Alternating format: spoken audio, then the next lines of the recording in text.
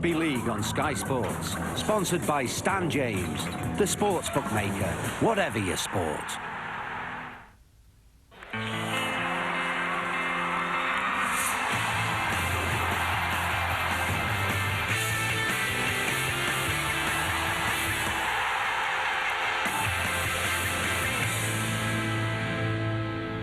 Ladies and gentlemen, as the town crier of Blackpool, I am very, very happy to welcome Sky Sport here to Blackpool for the game between Whitehaven and Widnes!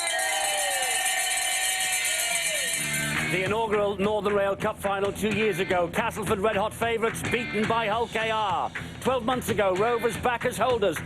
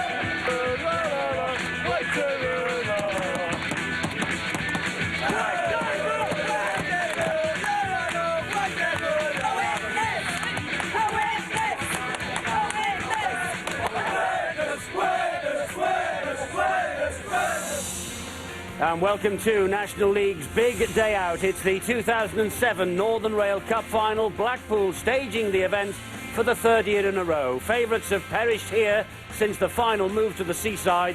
Whitehaven take on Widnes in the first major final of this Rugby League year. And as you have seen, they certainly do love to be beside the seaside, the Rugby League fans, don't they? 3 years now this game has been played here, and for the third year in a row, this Cup final is just about sold out. Whitehaven against Widnes, two of the form teams in the National League. Will it be Widnes, the former Cup Kings, who of course have done just about everything in the history of the game, or will it be Whitehaven's turn? They have never won a Cup final in the club's 59-year history. Phil is with me here in the studio, and of course between us we have the thing that they're all after, the Northern Rail Cup itself. Phil, Widnes have all the pedigree to take this thing home tonight. But pedigree hasn't always been what is needed for this. No, it will take something special though from Whitehaven, because they haven't played at the consistent level that Widnes have so far this season, both in patches of games and in a series of games as well. But still, we've seen that cup finals can do different things. It's a fantastic occasion for rugby league to grow and develop as a sport. We need more clubs to enjoy success, and by lifting silverware, well, that's the clearest demonstration that your team have been successful. Great occasion for both sets of fans, and the Whitehaven fans know that their side have to begin this game well, Eddie. They have started games very slowly this year. They've allowed their opponents to build up a lead, and I don't believe that they can allow Widnes to do that here today. Too much class, too much strike in the Widnes outfit, that if Widnes get off to a good start, it would be all over for Whitehaven. In the past couple of years we have talked about the tropical conditions that this final has been played under. Well, not so today. At least the weather is a little kinder than it has been of late. It is dry, the pitch looks good. Widnes appear to have everything in their favour, but as I say, favourites have come almighty croppers in this event. Interesting thing about the conditions, most rugby league pitches are 100 metres long from try line to try line. This one much shorter, only 87 metres, and I suspect that both sides going into this will have taken account of that, maybe tactically early, kicking the ball downfield when you're all pumped up with aggression and energy and you want to get down to the other end and make those big hits. You know, I would think that both sides will kick early on and try and utilise the advantage of a smaller field. What do you think about the Steve McCormack factor? Because McCormack had so many good years at Whitehaven, knocking on the door of the Super League a few times with them, close but not close enough. Now he's at Widnes. He should know everything there is to know about Whitehaven.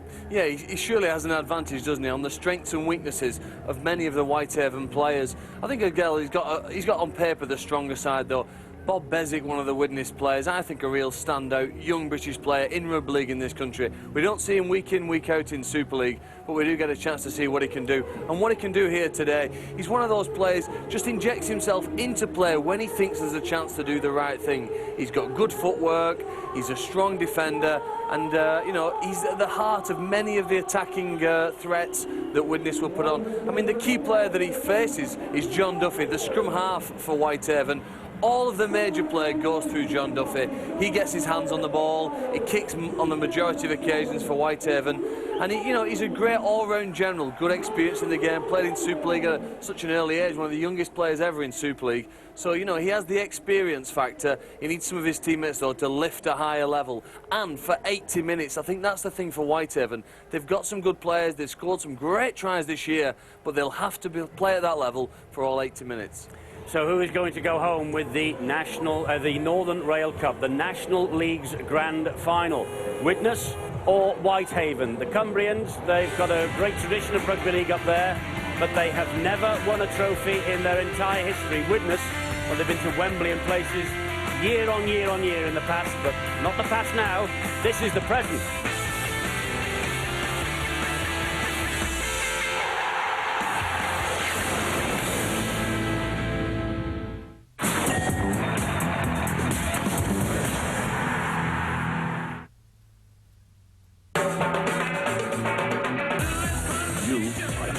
I'm the boss. The guy is such a loser. Why'd you marry him? Money. Wow. Brand new Las Vegas, Thursday at 9 on Sky 1 and Sky 1 HD.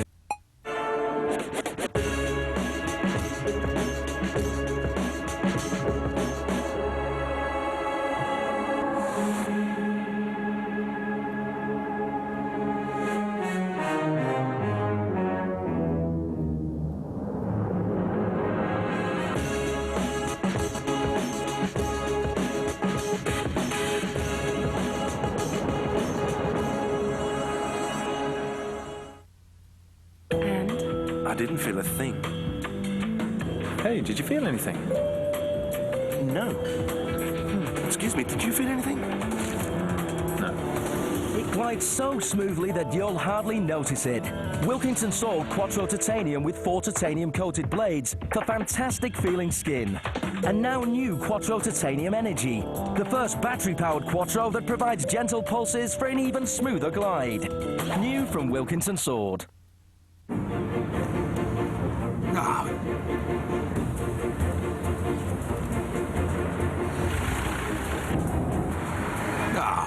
What? Oh, no. I'm in the village of... I have no idea. RAC mobile phone tracking means we can tell where you are, even if you can't. RAC, to the rescue. What's the matter? I lost the folder. All the photographs, all the old film with the kids on it, everything from when they were babies. Well, why don't we make another one? Yeah, we'll just make another folder. It's all backed up. Only BT Total Broadband comes with 6 months free Digital Vault, which automatically backs up your PC's precious files and photos. To get a more complete broadband package, go to bt.com. Make your meat meaty-licious with Coleman's squeezable English mustard! Squeeze it.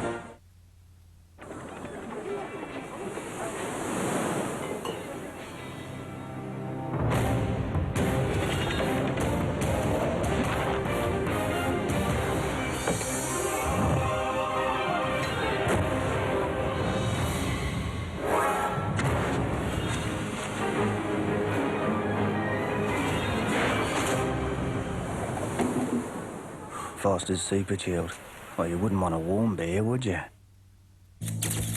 Who will you be?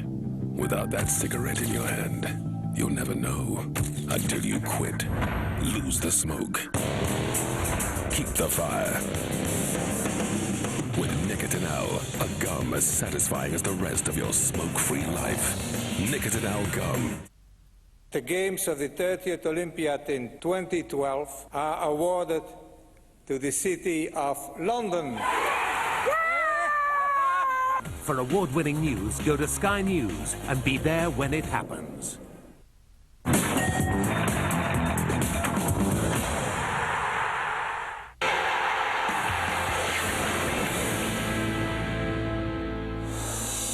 Two of the form sides from National League One are here in Blackpool for the National League's grand day out. It's the Northern Rail Cup final, Whitehaven against the Widnes Vikings.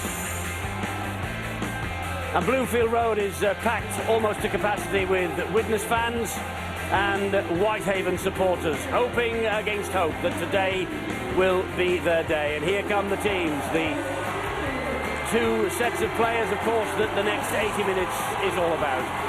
Whitehaven's last win over Widnes in Cup football, 1957. 2-0 in the Challenge Cup quarter-final. They made it through to the semi-finals, their only appearance at that stage in the 59-year history, and Whitehaven were denied Wembley by Leeds by 10 points to 9 at Odsal. But look at the Widnes history. 7 Wembley finals won, 6 Premiership wins at Old Trafford, 7 Lancashire Cups, 3 Regal trophies, 1 Floodlit trophy, 3 Charity Shields, 3 league titles, and once upon a time they were the World Club Champions. That was in 1989 against the Canberra Raiders. 7 Wembley finals in 10 years, 1975 to 1984. Widnes have all the history, Widnes have all the pedigree, but Whitehaven have the desire to write a little bit of history for themselves. Apart from lifting a League Leaders Trophy a couple of years ago in National League One, Whitehaven have never won a major cup final in their history. And right now the players are being introduced to Mrs. Heidi Mottram, who is the Managing Director of Northern Rail, the sponsors.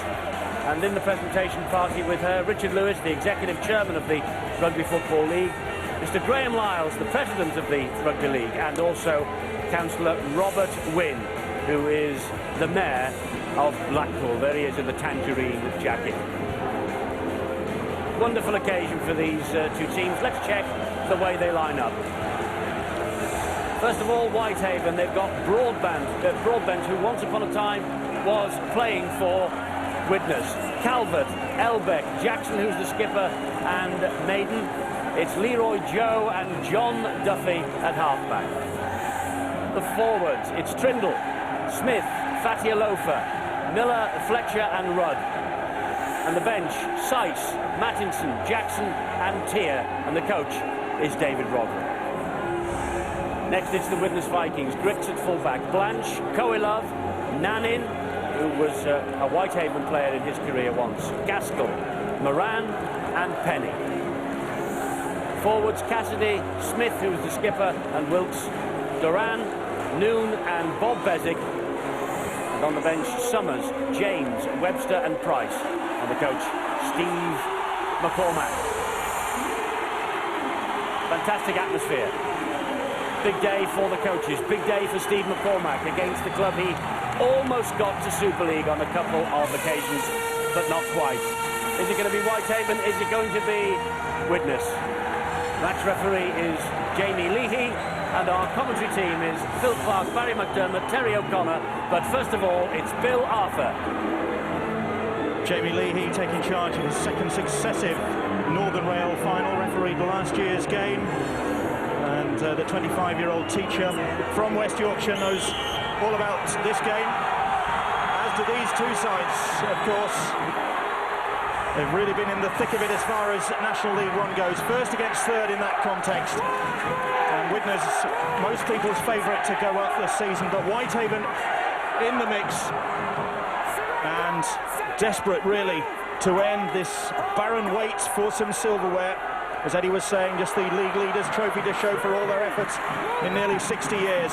And what this would mean to Whitehaven and their big army of supporters here at Bloomfield Road.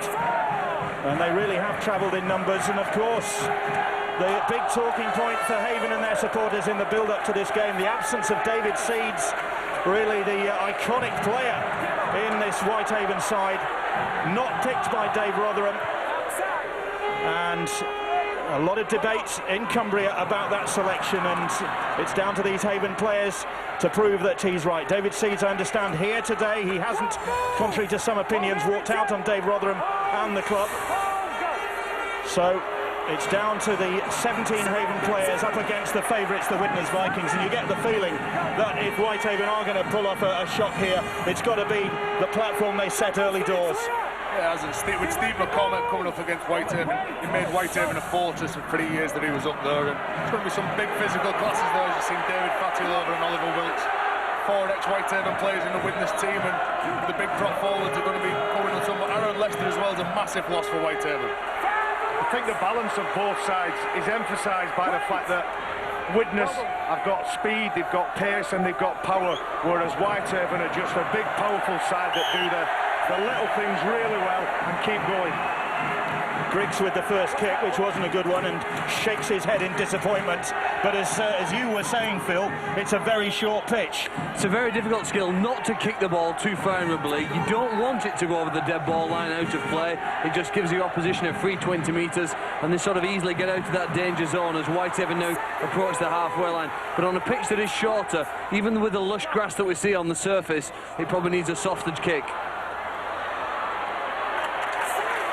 Haven keeping that ball alive, and eventually Aaron Smith tackled on halfway, and then Duffy with the kick, looking for a bit of space. Oh, Griggs let that one bounce, which was pretty casual of him. And then he's tackled on that Widnes 20-metre line. Widnes, of course, have the wood over this Whitehaven side in recent history, have won the last 6, and that includes that playoff defeat last season. And first penalty of the game goes to the Vikings. Whitehaven fully aware that they need to control the ruck speed. Just how quickly Widnes get up and play the ball. Mark Smith and his teammates love a quick play the ball and are dangerous on the back of them. And from the penalty, Widnes already deep in the territory. Oh, and then Moran well, I was going to say it goes without it. Leahy has wiped the tackle count clean. Looked like a clear knock-on there. I think that was definitely a knock-on, but good position here for Widnes. Extraordinary decision. An early one in their favour. Lee Doran knocks the ball backwards. Great offload it was, wasn't it? But Moran, well, the referee thinks it came off his legs. Well, he was standing right in front of Dennis Moran. Obviously saw that it came off his shins there. Well, that one did go forward. I think you can't dispute that one from Oliver Wilkes. And Whitehaven picked the ball up. Well, relief for Whitehaven, perhaps relief. Oh, look at the defence there now. Trying to carry him over the sideline. Wilkes came up with the first mistake. But again, Whitehaven doing it tough, getting out of that corner zone. It's harder to get out from a corner than it is from central field. Obviously, it's obvious which way the ball's going to go as the ball went to Wilkes and Broadband picked it up. It's very tough getting out of there, Phil, because once you're in the corner, the defence compresses really tight and flies out the line again. Just to mention the pitch again, when you're in your yardage, once you've got your yardage and you're away with your kick, you're very, very close to your line, and it's a lot easier to be defending your own line or coming off your own line with a shorter pitch. Haven in possession now with Derry Eelbeck. Eelbeck heading for the sidelines. Jackson it was who took the tackle.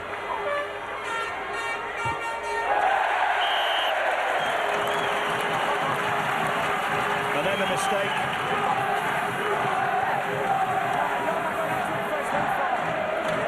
We'll see a knock on here. Players trying to change direction. Good work from Blanche there. You see the right winger wanting to get involved in the defence. He's forced a mistake and one possession for his teammates in a great spot.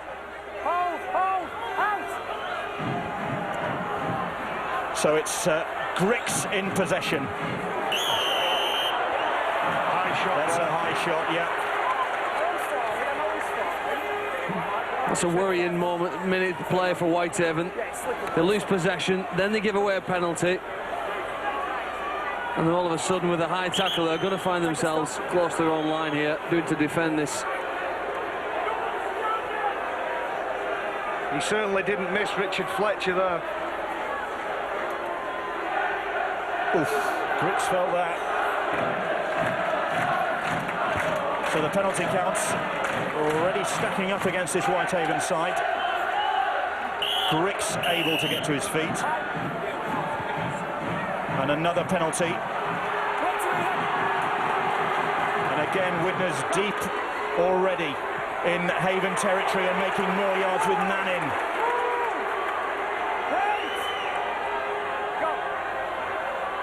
Here is Wilkes, holds on to that. Whitehaven really do have to muscle up now. Early points conceded here could be disastrous for them. Here's Joel Penny, passed a late fitness test, picked up an ankle injury in training for Widnes, was a major doubt. Andy Kirk was on standby. Penny, former Haven player, fit to play. Grix now, opportunity for Toet Korilov. He's in the corner. Very smooth, simple. First try of the game goes to the Vikings. And Whitehaven players, hands on hips, stand and wonder what was going on out there. Toet Korilov gets his 13th try of the season. Well, this is fantastic skill here. The mistake was made, first with the handling one, then the penalty on the back of that. But I thought the way that Widnes drew in the middle of the field of defence, and then it's a classy side that can shift the ball through 4 passes, getting it out wide towards the wing and score and make it look so easy with Korilov. This really is a team knowing what they're doing in attack, players timing the run to perfection with the accuracy of the passes to just make that unstoppable.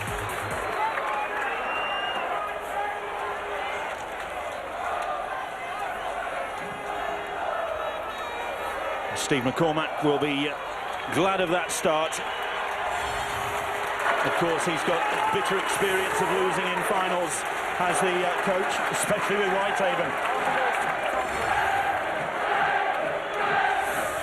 Nanin, the points machine.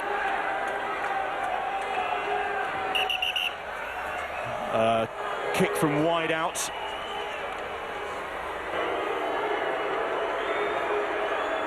There's the angle that Mick Nanin is faced with. That's the target angle.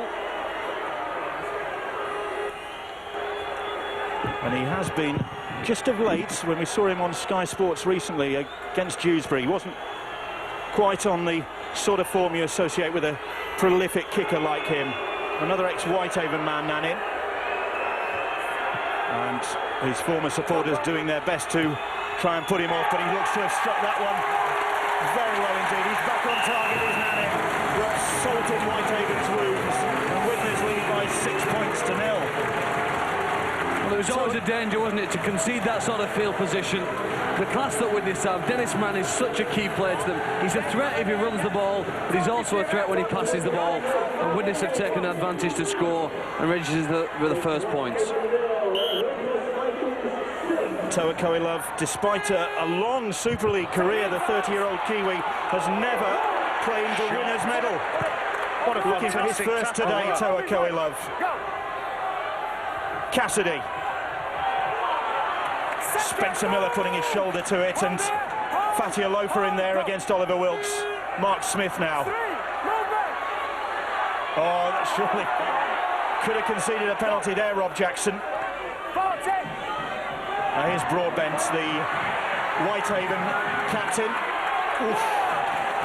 He is fearless. He's still one of the bravest players playing rugby league in this country, and his positioning, he read the play so well, knew with Moran at dummy half that was a kick option available, and put himself there to take the kick, and so importantly, get Whitehaven up towards the halfway line. It's important that they don't play this opening quarter in their own half. That would be too hard for them as Fletcher now carries it over there. Richard Fletcher, the big close season signing for Whitehaven, former Hull man. Here's Craig Calvert. Calvert is tackled. Just a brief roar from the Whitehaven supporters as they thought their flyer was going to get away then. Carl Rudd with the kick. He is instrumental. Rudd was taken late. Not so, says the referee. Blanche keeping it alive. Grix.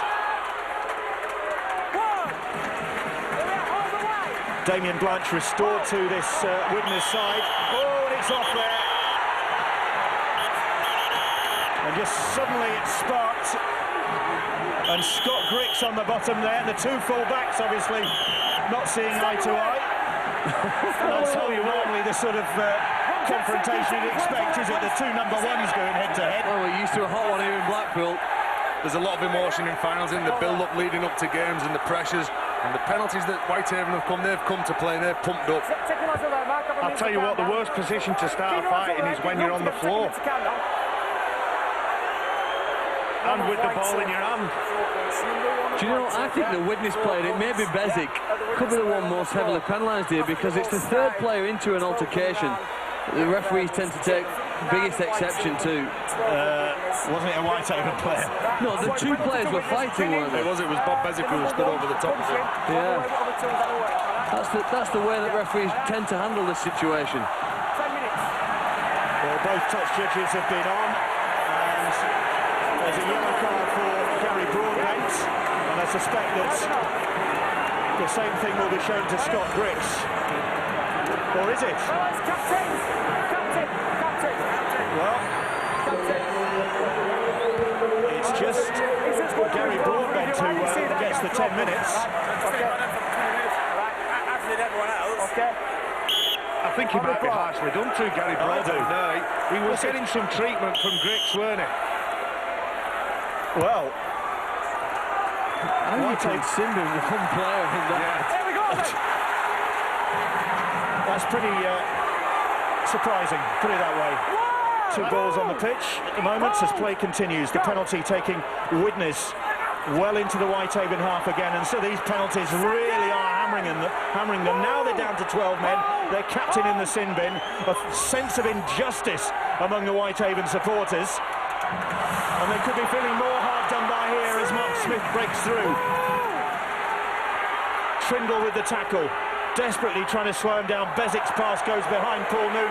It's picked up by Nanin. Nanin out the side for Gaskell. And Gaskell heading for the touchline, but he's just managing to stay in the field of play. Bezic now. Wilkes. Spencer Miller comes tearing out of the line to close him down. That's the 5th tackle. Now what kick will Joel Penny come up with? Just stabs the grubber in. It's an awkward one. And Steve Maiden does well, but can't get out of trouble. Well, fantastic defence there from Whitehaven. They did well. Both Cassidy and Nanin came up with great plays in that set, and then Widnes finished strongly with a good kick into the in-goal area. Maiden switching from the left wing position, now covering at full-back, got over just in time to prevent a further try. But it's now another tough minute that Whitehaven face as they drop out from under their own post. Joel Penny, Dennis Brandt looking good form on the back of their team, going downfield and having great field position. Well, they've had all the possession virtually since the kick-off, and Whitehaven have spent just this time on the back foot. There is the possession, and there is another penalty.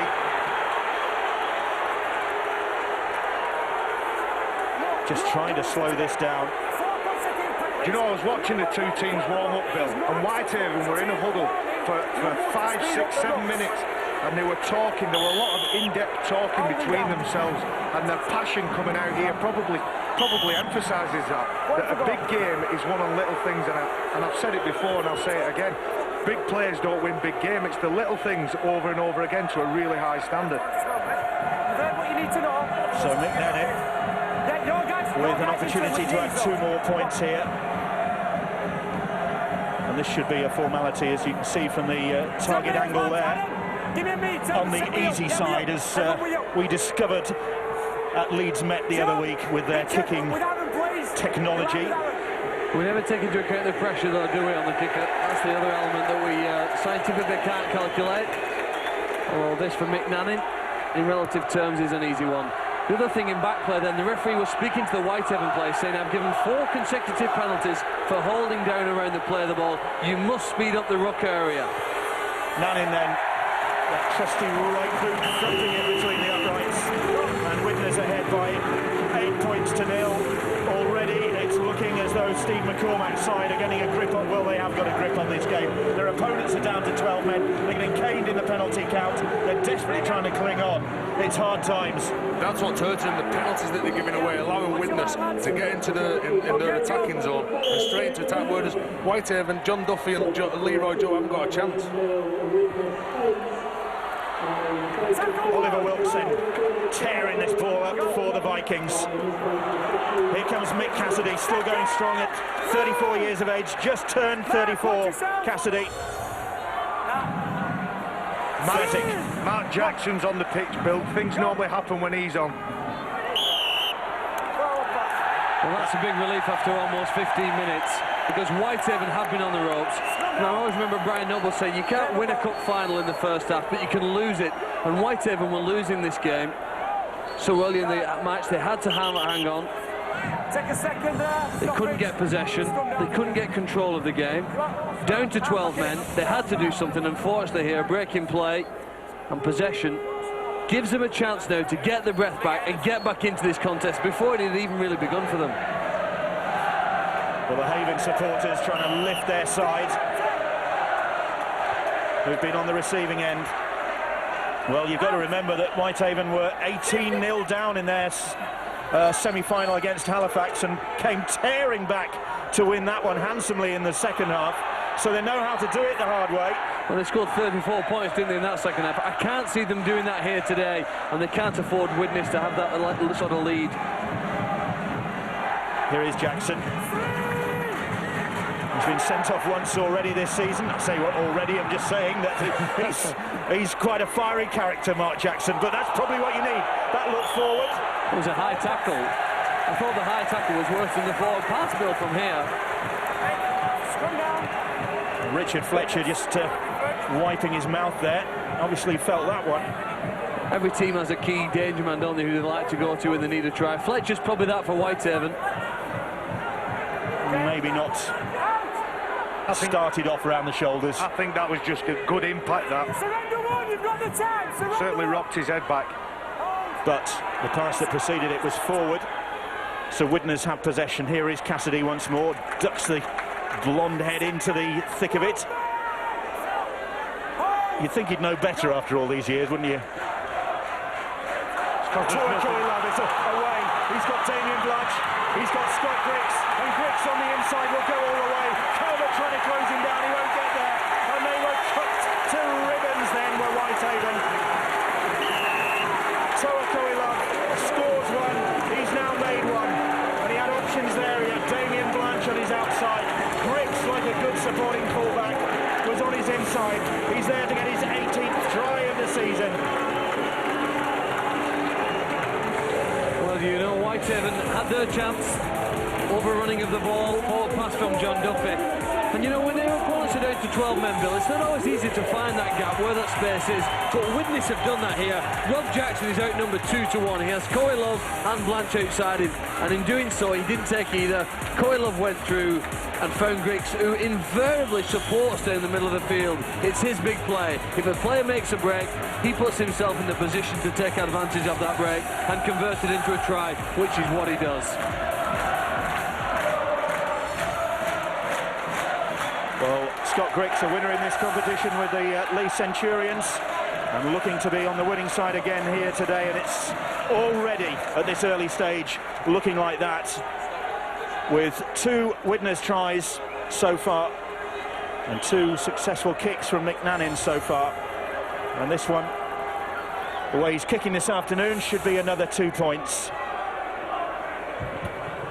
The top point scorer in the history of the Widnes club, and he's set records really wherever he's played. And it's a subdued Whitehaven crowd, and already a buoyant Widnes Vikings following. Nannin then has missed it, but Widnes already on target. 12-0 up. Shaking his head, looking at the referee. I don't know whether he thought maybe they'd gone over. The posts actually at this ground aren't particularly tall. There's a kink in that right-hand one. Well, here it is. You see, the left winger for Whitehaven has dropped back into the full-back position. Jackson's outnumbered 2-1, and Widnes do well. Once they split the side, almost like St Anne's in Super League, breaks become tries. It's that conversion of chances into points that ends up winning you trophies. So it's looking ominous already for Whitehaven. Jordan James is on to inject a bit of vitality into this Widnes side. Aaron Summers on there as well. Steve McCormack really is looking maybe to capitalise on the advantage. He's got Whitehaven on the ropes at the moment. That's worked really well for Widnes, and the first 15 minutes or so is taken by two big forwards, then they change and they change and they keep changing, and when the intensity level drops, he makes a change in the middle, and it's, as we see, a fantastic chase here from Widnes. Steve Maiden maybe could have left that kick, but decided to run it back. I think that would have run dead. Well, it's very hard to play. Well, left winger playing at full-back in the final, not used to it. Almost a change of his mindset, isn't it, going into the game? What he's going to do is Elbrecht makes a good break through a couple of tackles. Wasn't sure, was it? But it's hard to play against a team who are prepared to defend as well as Widnes. The enthusiasm behind the chase and attack with the clinical approach that they have. Jackson dumped in the tackle, but able to offload. A little altercation between Jordan James and Mark Jackson once the ball had gone then. Leroy Joe kicks early and goes out on the full, and that is not what you need when you're under pressure. Still a man down.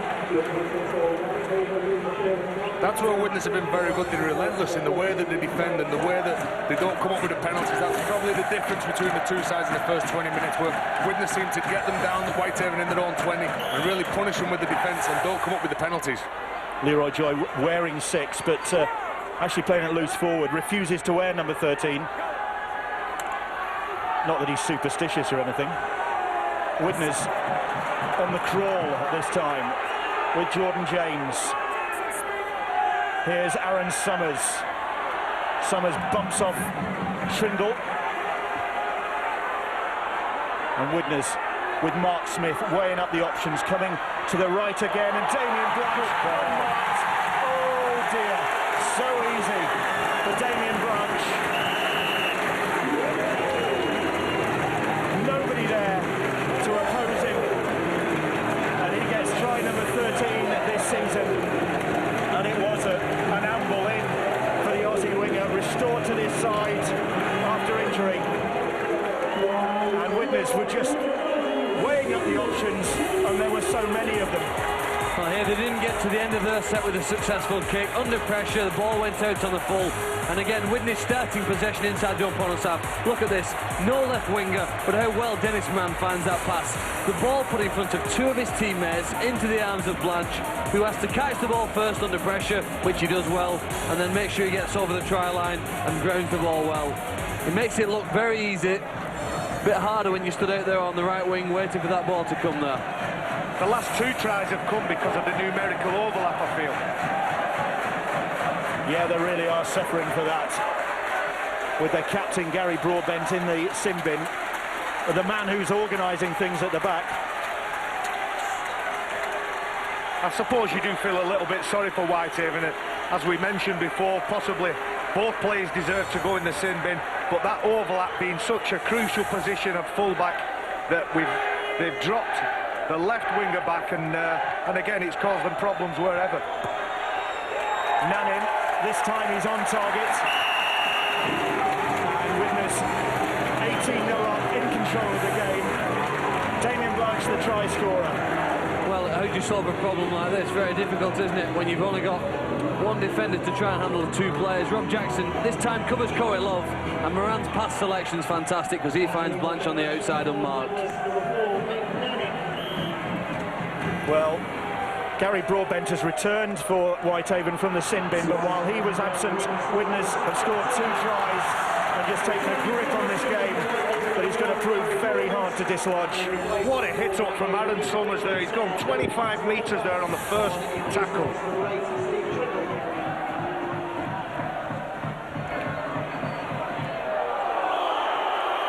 That's another penalty, I think.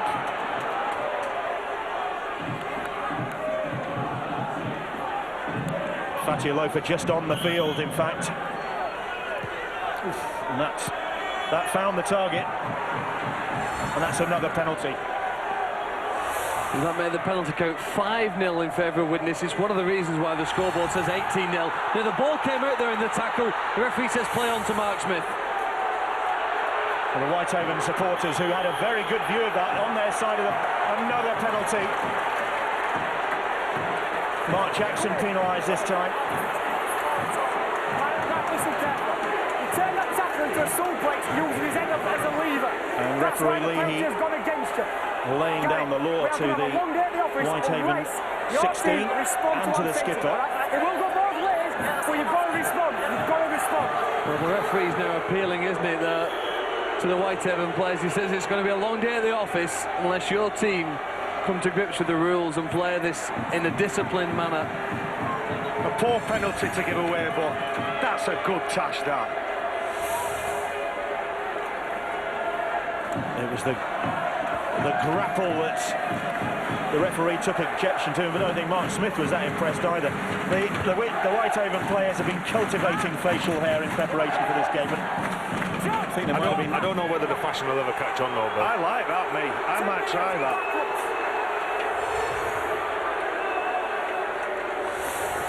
Why don't you grow a ginger one, Tez? Bill, I think they'd shave them all off right now. They could make the score 0-0 and start all over again, because it's been an opening quarter from hell from the Whitehaven side. It certainly has. And there's no let-up to the points that they're conceding. And Nanning just distracted by something, I think. Wind swirling around, litter blowing around the field. And the Whitehaven players as well were encroaching as Nanning lined up the kick, but this time he's on target. The Widnes already 20-0 up. As the referee has just said, it is going to be a long afternoon, you feel, for this Whitehaven side. No mercy from the Vikings. Whitehaven are very enthusiastic the way they play the game, but they're lacking that bit of composure. And at 20-0 down behind them, they've got to stop giving them penalties away if they want to get back in this game. Dejected Haven supporters you saw there. Thousands of them have made the journey. I think we've focused on the mistakes and the penalties that Whitehaven have made, but I think probably we need now in reflection to compliment Widnes. Starting cup finals and grand finals well is a tricky skill, but Widnes have mastered it well. I think the penalties have come across or have happened because of Widnes' speed, and that's what Whitehaven feel they must do. They just need to pull off that second early and stop the speed, but don't give the penalty away. The chase is on, Broadbent is there, but he's nailed by a good chase from Jordan James leading the way.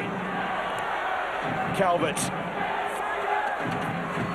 What Whitehaven would give for Craig Calvert with a little bit of room. But they really haven't had an opportunity to put any pressure on this Widnes defence. I think they'd love a penalty right now, wouldn't they, just to give them a hands on the ball for more than a minute. Just to get to the kick. Oh, knock that one on. No, I think a knock on by Widnes, Bill. Was it not? Well, we'll find out. First one that was. No, you're right, Bill. Is it not off his legs, that? Carl Size's legs? Well, the referee has given You get to see it again from this angle. Look, it comes down. It hasn't touched his hands there. I think he did. Gary Broadbent, I think he did. Yeah. Listen. Carl Size, I think it was, Bill, but it's a difficult ball to catch that. He's got two men on him, David Fatalofa, trying to create that second phase rule because, let's face it, Whitehaven have got to do something different to cause Widnes some problems defensively. Out! Head and feed, Widnes way. Toa Love now. This time there's somebody in the way.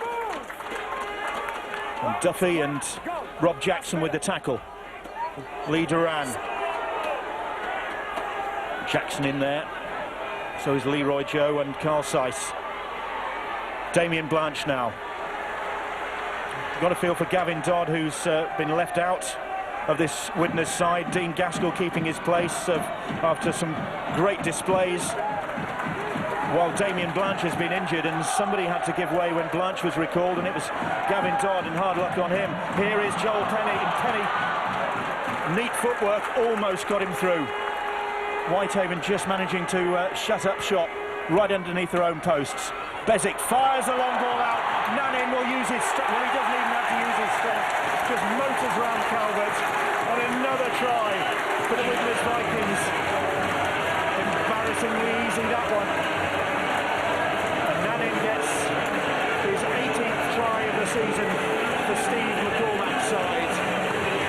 superb half an hour from this Widnes side. They're showing every skill you need to play this game at the highest level. This is a 5th tackle. Many teams kick the ball in the last tackle. At first, there's the knock-on again. They're getting possession inside their opponent's half, and that's helping them to play at the right end of the field. But on the last tackle, that pass there from Bob Bezic to McNannon, absolutely brilliant. The vision and the execution of the skill deserved this try. Nannin well through there. There's nothing Calvert could do. Just brushes him aside and scores easily in the corner. Complete domination of the game so far.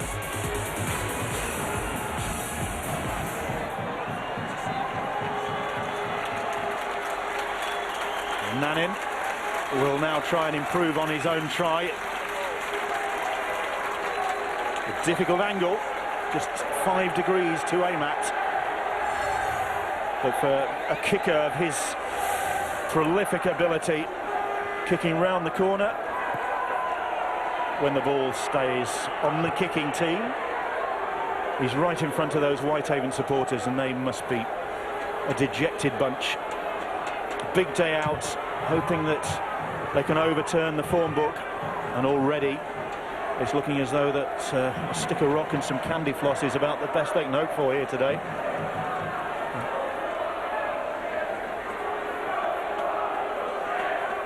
Nannin with this kick, and the chilling prospect for Whitehaven is that they might have to go through all this again next weekend, because they face Widnes in National League One as Nannin lands that conversion. 26 points to 0. Widnes leads. Well, defending in the centres in rugby league is probably the hardest position to try. Gary Albach here, you see, gets himself lost. He throws his arms up in the air, hoping to try and intercept this, but when you're that sort of position, there's nothing that your teammates can do to help you. And now he recognises that's probably game, set and match. 26-0 the scoreline, and it's painful watching for Whitehaven supporters, that's for sure. Here's Gaskell. He steps outside one challenge, eventually tackled. Jordan James. Very nearly joined Whitehaven last year, Jordan James, but signed by Steve McCormack. Bezic now. Dave Rotherham bringing the changes. Mattinson and Tier coming onto the field as Mark Smith puts the kick in. Broadbent is there. Just trying to think back, Bill, we've had half an hour of this game. I can't recall a Widnes error or mistake, Terry. No, look at that. Just look at that red line of defence when they're rushing up there. They seem to be winning the ruck in defence and attack. They're finding the front, they're playing the ball quick, enabling like Dennis Moran to run at the ball and creating the tries which he's creating. There is Scott Tier, former Woughbrow player, who's got happier memories of this ground, having won here in the National Cup competition, the Amateurs Cup competition with Woughbrow. Another error from Whitehaven. It's another error inside their own half, isn't it? We're now almost up to, well, double figures for those. They've now decided, haven't they, to try and shift the ball around, spread out this Widnes defence to see if they can get around it. They've been unable to break through it, and maybe that lack of patience and the lack of possession Whitehaven have had are a reflection why they're 26-0 down. Penny is tackled just inside the Whitehaven half. Jordan James now. Broadbent clinging onto him, brings him down, but the ball is offloaded to Joel Penny, and Penny straight up the middle. Just tackled by Calvert. He's not brought down fully. Calvert comes back for a second go, but surely they're in again here. The ball over the top. Lee Duran. Second try of the season for the second row. Easy chant the Widnes supporters. I'm afraid to say it was. Calvert trying his best to stop the onslaught, but Joel Penny was able to get to his feet, and the ball eventually finding Lee Duran. And the former Rochdale and Oldham man who has been ever present this season, rewarded for his consistency. One of the things that I've loved about Widnes this year is the players' ability to offload. That time it was James. We've seen other ones good at arms free, and it set up Penny for the break through the line. Whitehaven's scramble defence did well to get back and prevent Penny from scoring. But if there's one man who you want the hands in, it's Dennis Moran, he knew he would find the right player, teammate Lee Doran, ball over the top, shortage of numbers, and again it's a stroll in, this time wide on the right. Joel Penny, the architect, as we were saying. A major doubt for the Vikings before this game, but able to play a full part. It suspected him being fully fit, he might have gone the distance then, but it was only a matter of time. And Nanin, another 2 points surely.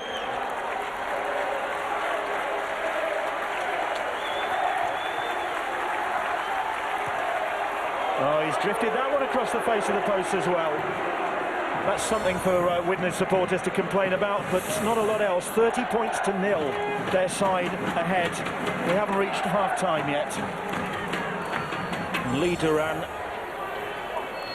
one of the many Irish internationals in this Widnes Viking side. Can you do anything, Barry, when your team are in free fall as Whitehaven are right now? Can you do anything to stop the tide?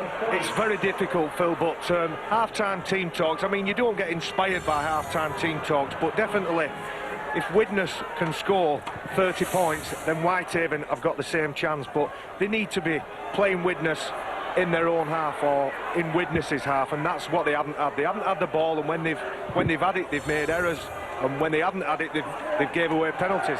Well, there you can see, just 3 minutes Whitehaven have been in the Widnes half. I mean, what are you going to do with that? Not a lot, and not particularly, not a lot really. I can't think of a clear Whitehaven opportunity, even a half chance. And they've had 2/3 of the possession. It's not a surprise that Widnes are so far in front. That's what takes all the petrol out of the tank. You're actually wrestling and trying to get the Widnes players down to the ground, and that's why they're doing so well, and Whitehaven seems to be struggling. Well, Whitehaven are over the halfway line. Fletcher is tackled. Seiss with a little chip, he's going to chase it. Grix is across. Eventually picks it up, and he knocked it on. He's furious at that decision. Claims it hit his shins. And that could have hit his shin, Bill. It did. And again. Once, the referee's twice. making mistakes. The Whitehaven team are making mistakes. There's only Widnes error-free. Whitehaven won't complain, though. This is the best opportunity they have had in 35 minutes, keeping the ball alive. Until they go without it. What play by Dennis Moran. He knocked it out to the arms of Rudd from behind. It was a one-on-one steal from behind him. Did you see the expression on Dennis Moran's face then? He knew that he'd come up with a fantastic piece of... Look at that. He's like the Artful Dodger, isn't he? Laughing his head off, he was. So everything going the way of the Vikings at the moment. They're ahead by 30 points to 0. And this is a demoralising experience for this Whitehaven side. Oof! Gareth Price didn't flinch. That was high. The two number 17s on each other as first real mistake from Widnes. That one out on the full. Joel Penny acknowledges his mistake. I think Whitehaven look almost lost themselves here now in possession. It's one-man carries, isn't it? There aren't a lot of, and it's a strong carry. It's Scott Tier.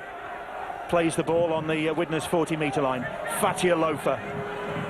You've got to make the point that this is a full-time Widnes Viking side up against a side with one full-time player in their ranks, and that's Steve Trindle. The rest of them involved in working at the nuclear power station nearby or as joiners, definite part-timers.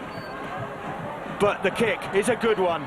On the chase, and they're claiming the try. Has Carl Seiss got the touchdown? Okay, Phil, just the referee will go to his video ref, Phil Bentham. Carl Seiss knocked it on. And Seiss, I think, acknowledging that maybe he'd run out of room there. I think he... Did he knock on? He's certainly onside, isn't it? John Duffy puts a great kick in over the line. And Carl Seiss, who's brought some enthusiasm to the Whitehaven side, challenges for the ball, knocks it on there. I think it came off his left hand. He's lined up on the 30-metre line, indicating he doesn't believe this will be a try. He's told his teammates There's a knock on there off his left hand.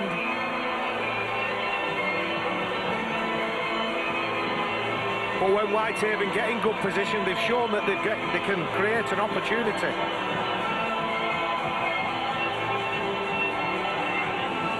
He's not Didn't even touch it down either. So Carl Zeiss has already put his hand up and acknowledged that he knocked that one on his way back from that. They're honest rugby players, aren't they, Bill? Generally. They just want to get on with the game now, don't they? You've got 2 minutes before half-time to see what they can come up with, if they can force the error off Widnes. Zeiss denied. Sort of sums up the first half, that, doesn't it? Even when they've got close, they haven't been able to score.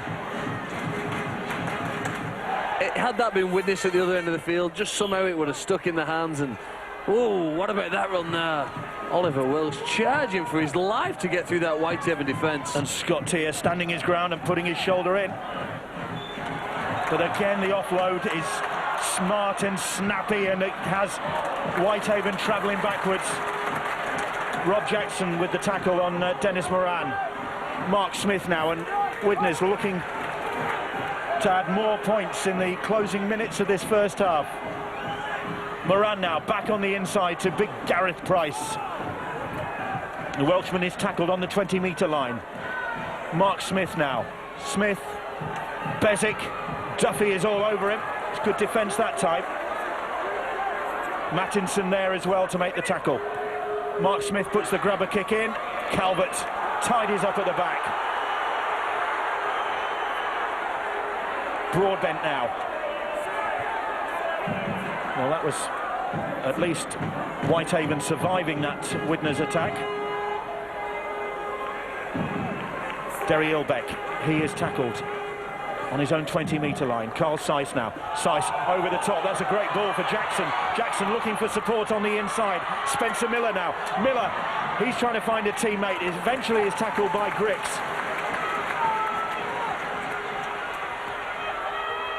Rudd. Another one who won here in 2004 with Wathbrow. Well, what he'd give for a little bit of that magic now, with his side trailing by 30 points to 0. Duffy again tries the kick into the corner. Calvert will use his pace. He's chasing, but Gaskell is able just to shepherd that one. But he had Calvert breathing right down his neck. It's going to be a goal line dropout. Well, you can see the accuracy of John Duffy's kicks when he's at this end of the field, and he has the ball on the last tackle. One almost a try for Carl Zeiss. That one then into the corner for Calvert. They're going to win possession back here. The clock stops. They should get a few tackles. It still ticks on.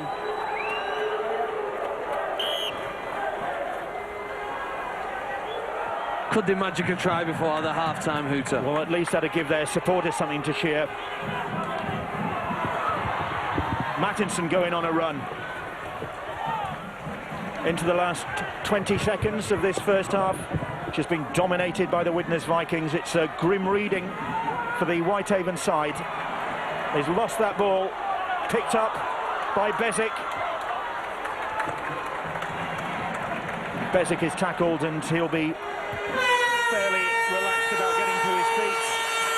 Job well done as the hooter sounds for Steve McCormack's side. In complete control of this game, 30 points to 0 up at the break.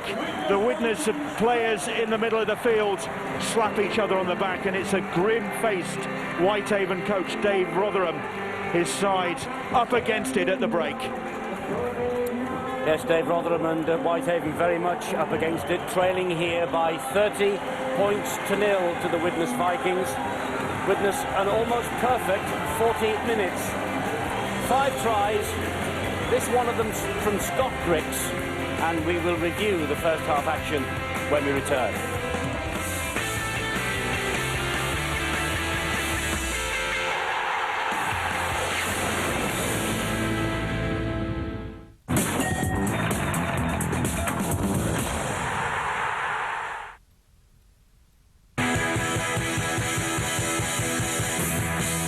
More from the Premier League than ever before.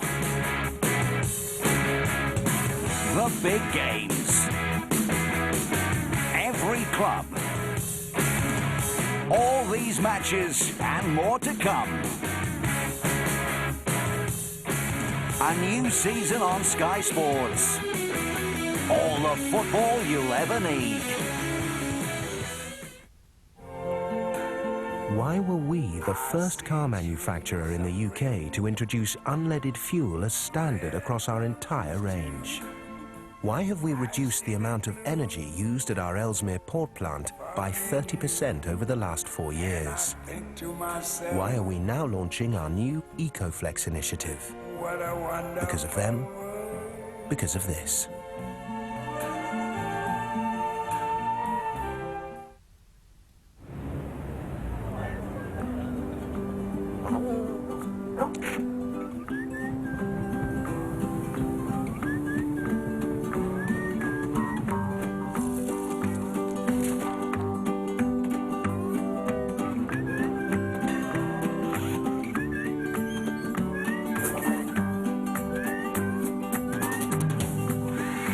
Let the power of nature into your home. Switch to Go Green, the greener energy package from PowerGen. Call now on 0800 450 888. I live life to the full. I love action. In life, on the job, I'll never allow myself to look tired. So I take care of myself and of my skin. Hydra Energetic from L'Oreal Men Expert. It fights the signs of fatigue for a lasting, healthy look. L'Oreal Men Expert. The future of your skin is in your hands. You're worth it. You just call out my name, and you know wherever I am, I'll come running, running, running, running to see you again. Winter, spring, summer, or fall, all you have to do is call. That's all you got to do, and I'll be there. Yes, I will. You've got a friend.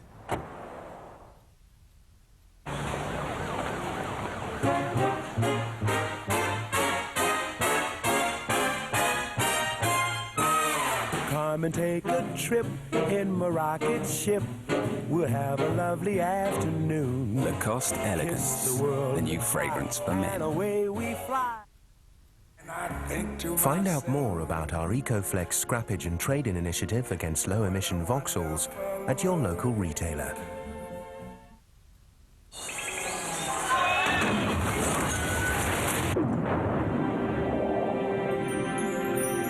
Because every bottle of Bulmer's original cider is chill-filtered at 0 degrees when it's made, each one follows a natural instinct, risking everything to make it back to the ice and the way it was born to be. Cold, crisp, fresh, safe and... oh! Bulmer's Original, born for ice.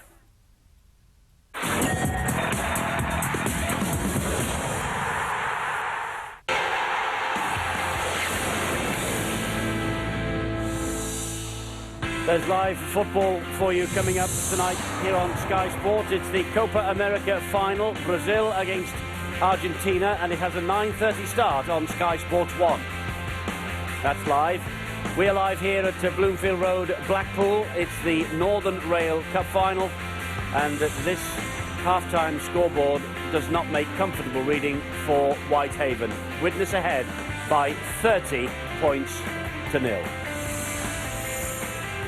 Well, an absolutely perfect 40 minutes from the Widnes Vikings, and their coach, Steve McCormack, will be absolutely delighted. But I wonder what on earth is going through the mind of Dave Rotherham, the Whitehaven coach. His team started badly, and quite frankly, they faded. And, well, 30 points to 0 at the break really does tell its own story, doesn't it? Phil Clark has made his way down from the commentary box to be with me here in the studio. Whitehaven are still on the bus, Phil. Poor performance from them. They've really only got pride to play for, haven't they now? And they've probably only got themselves to blame with 1 or 2 of the penalties they conceded.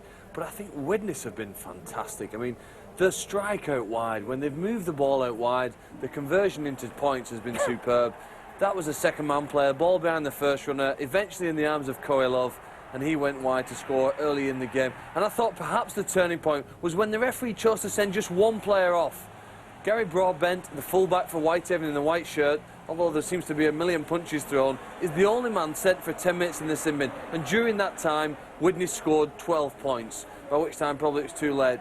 They found and exploited that one man down. The left winger back at fullback, space out wide, Coylove made the break, and Griggs went over to convert. That was 12-0.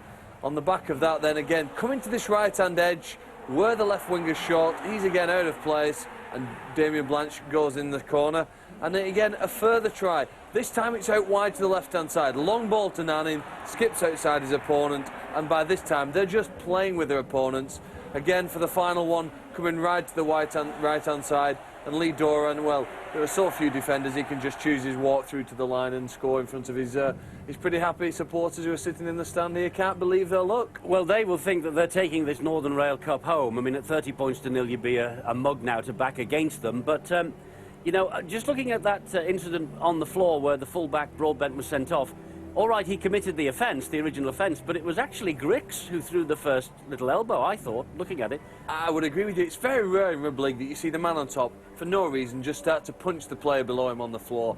And yet, both of them were involved in it. A third man came in, several other players joined, and it's a very strange decision to just send one player off. I mean, if you went back and watched that, which the referee can't do, he has to make a decision with the aid of his touch judges. But a very strange decision to send just one player from the field. I don't think that's the reason why Whitehaven have been blown away in this game. It doesn't help with a couple of tries. Widnes, and they've been indisciplined as well. I mean, yeah, I don't think Widnes have conceded a penalty, have they? I can't recall one, and I couldn't recall a mistake until probably in the last 5 minutes of that first half. Complete dominance. And to peak on the big occasion in any sport is hard, Eddie. Widnes have done that from the start of the game and have blown their opponents away. They have, to be fair. They've had about 10 or 11 days to prepare for this, because you may remember a week last Thursday we saw Widnes in action on Sky Sports when they went to Dewsbury and won easily in our Boots and All special, and they haven't played since. So they have been thinking about this day for the past week or more, and it has certainly shown in that first half. The Widnes Vikings ahead by 30 points to 0. Whitehaven viewers, Whitehaven supporters, just remember this: the last 2 years, the losers of this cup have gone on to make it to Super League. You never know.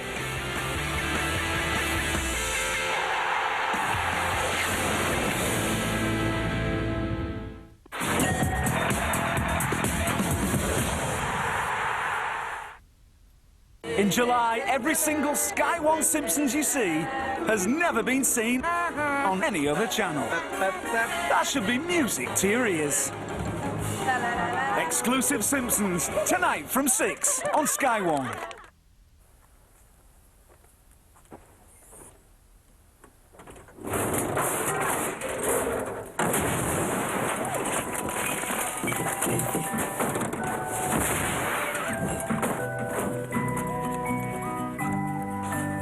With 13 clever storage compartments, you'll find the Nissan Note surprisingly spacious. For offers, visit www.nissan-offers.co.uk. You think I use my credit card to go to a biker convention? Possible. Ice hockey lessons. Tickets to see Toxic Dump. If you have an identity theft problem and you're a Capital One customer, an expert advisor will ensure your case is resolved. And with a great new deal featuring 0% on balance transfers and 0% on purchases, both fixed until May 1st, 2008, now's the time to join us. Call 0800 952 5050 or visit capitalone.co.uk. I'm calling Capital One. What's in your wallet?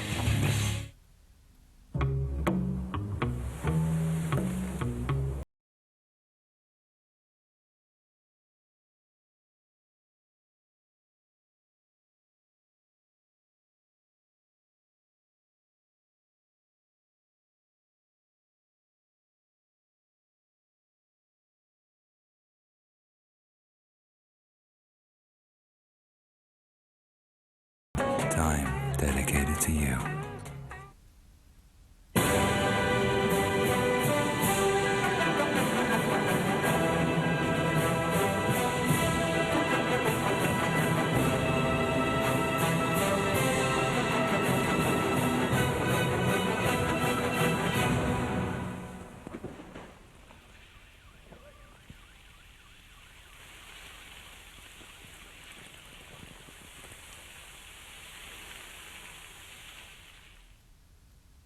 Want to know a great place to find car insurance? Follow me.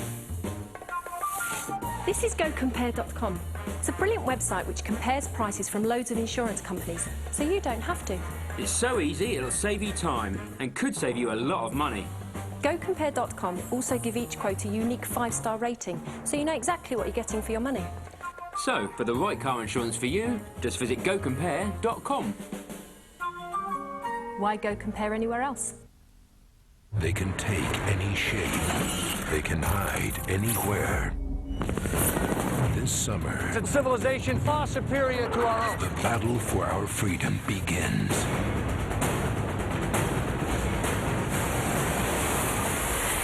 Transformers.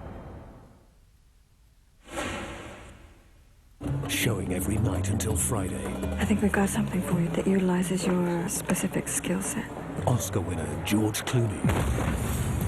Siriana. Every night at 10 until Friday on Sky Movies Premiere.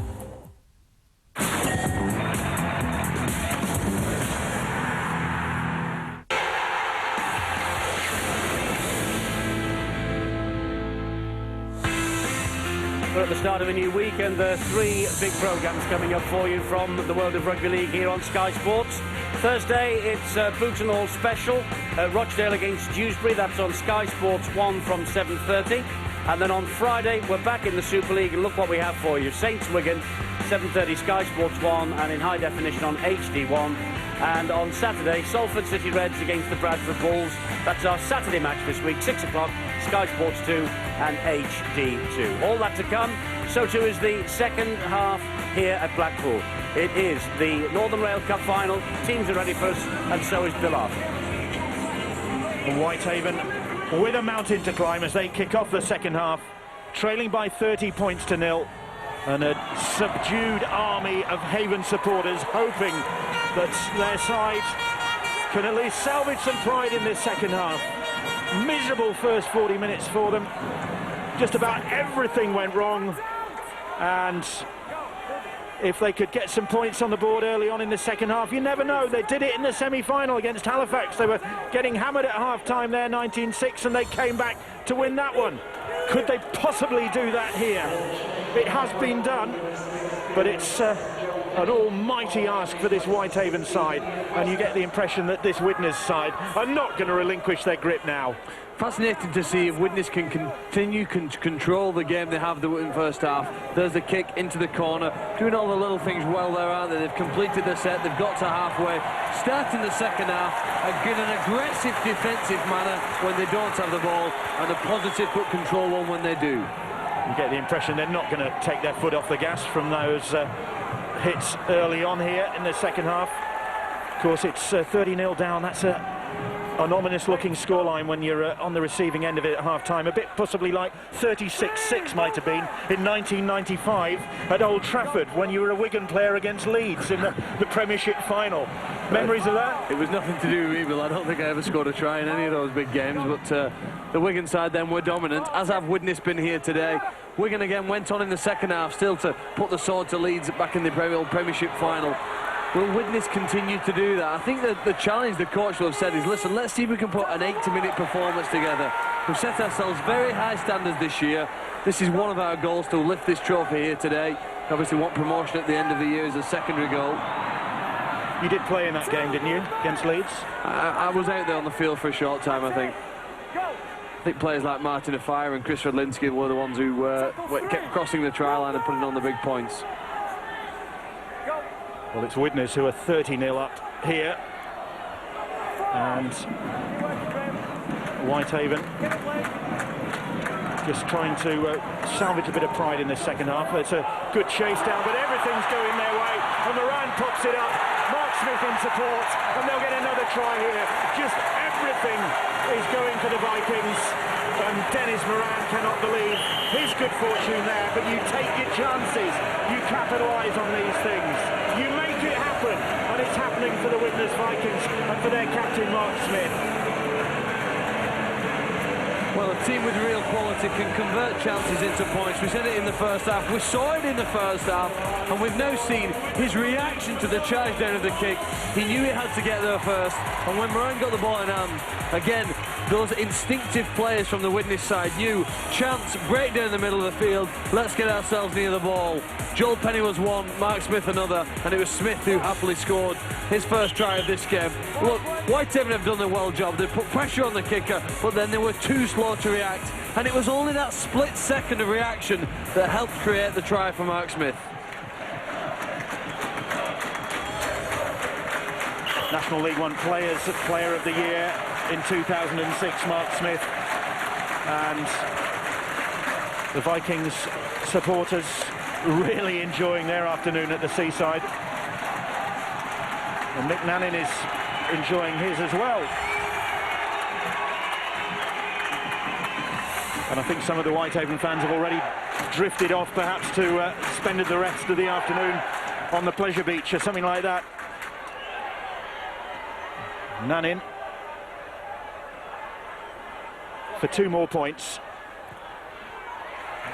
Bang through the middle. 36-0. The Widnes Vikings lead. And they're doing this, you know, without the player who set a new points in a game record for the Widnes Vikings. 38 points Gavin Dodd got against the Doncaster side a few weeks ago. Can't even get his place in the side now, such is the competition in the Widnes side. And he's on the sidelines talking to Ben Pro. Gavin, mixed feelings for you. Great display from the team, but disappointed not to be out there. Yeah, definitely. I mean, I can't have disappointment not playing, but you know, the lads are putting in a great performance up to now. And I hope we carry on doing it, and it's a performance so far. Been a really impressive display in that first half, and you've carried on where you've left off after half-time. Yeah, certainly. I mean, I thought Whitehaven might come out and give us a big 10, 15, 20 minutes, and thought we might struggle to score at the start, but seems to have carried on where we left off, and it's going really well so far. And of course, 2 meetings still with Whitehaven this season in National League One. This has really set a marker down. It's set a marker down, yeah, but I wouldn't read too much into it. I mean, they're a formidable outfit when they want to be Whitehaven, and I'm sure they're going to put in some better performances than this. Well, I think they're going to get a bit better over this game up to now. Thanks very much, Kevin. No problem. Yes, these two sides meeting next weekend, actually, in the National League competition. Okay, this is going to take some recovering for Whitehaven. They just look the fresher side, Widnes don't they? As they come with the forward pass, they're coming out in their own 20. And they just look the more fresh of a side. They're doing the same thing that they started off in the first half, where they... There it goes there, forward pass to Jackson. Was that forward, Terry? No. Spencer Miller said, I think... 36-0. Never, I think, was his reaction to that. But just watch the way Widnes attack. They're tired in the Whitehaven forwards out in the middle of the field, and all the Whitehaven forwards in double figures in the tackling was. The only played in double figures in the defensive stakes for Widnes is Mick Nannin, so it shows where Whitehaven are trying to attack. Referee just having a word with the front rows there, as the Vikings come on the attack again, and Griggs has time to adjust there as that passes round his shoulder. That's a pity, isn't it? The pass didn't quite go where they wanted, but great to see teams attacking from scrums. But I love it when they move the ball, try and get a quick player into space, using some footwork on an opposing centre or outside back. Bezic. Oh, he's lost that ball. Is it a Whitehaven knock-on? Oh, they've had no luck today. It's a one-on-one steal, is it? Firstly from Bezic. Oh, and head and feed goes to Widnes. And then Fletcher knocks on. It's just not your day, is it, when things like this go down? Gets the ball out, but knocks on as he tries to collect it. Toa Koilov steps inside one challenge. Blanche will get his second of the game. And Toa Koilov is having a stormer out there. He's scored one, he's made another 2. And Damien Blanche back in the side. Oh, this must be painful for Gavin Dodd to watch. We heard from him a moment ago admitting that it was painful to lose your place in the side and then watch them go out and really put the sword through the opposition in a cup final. And Damien Blanche, instrumental in that.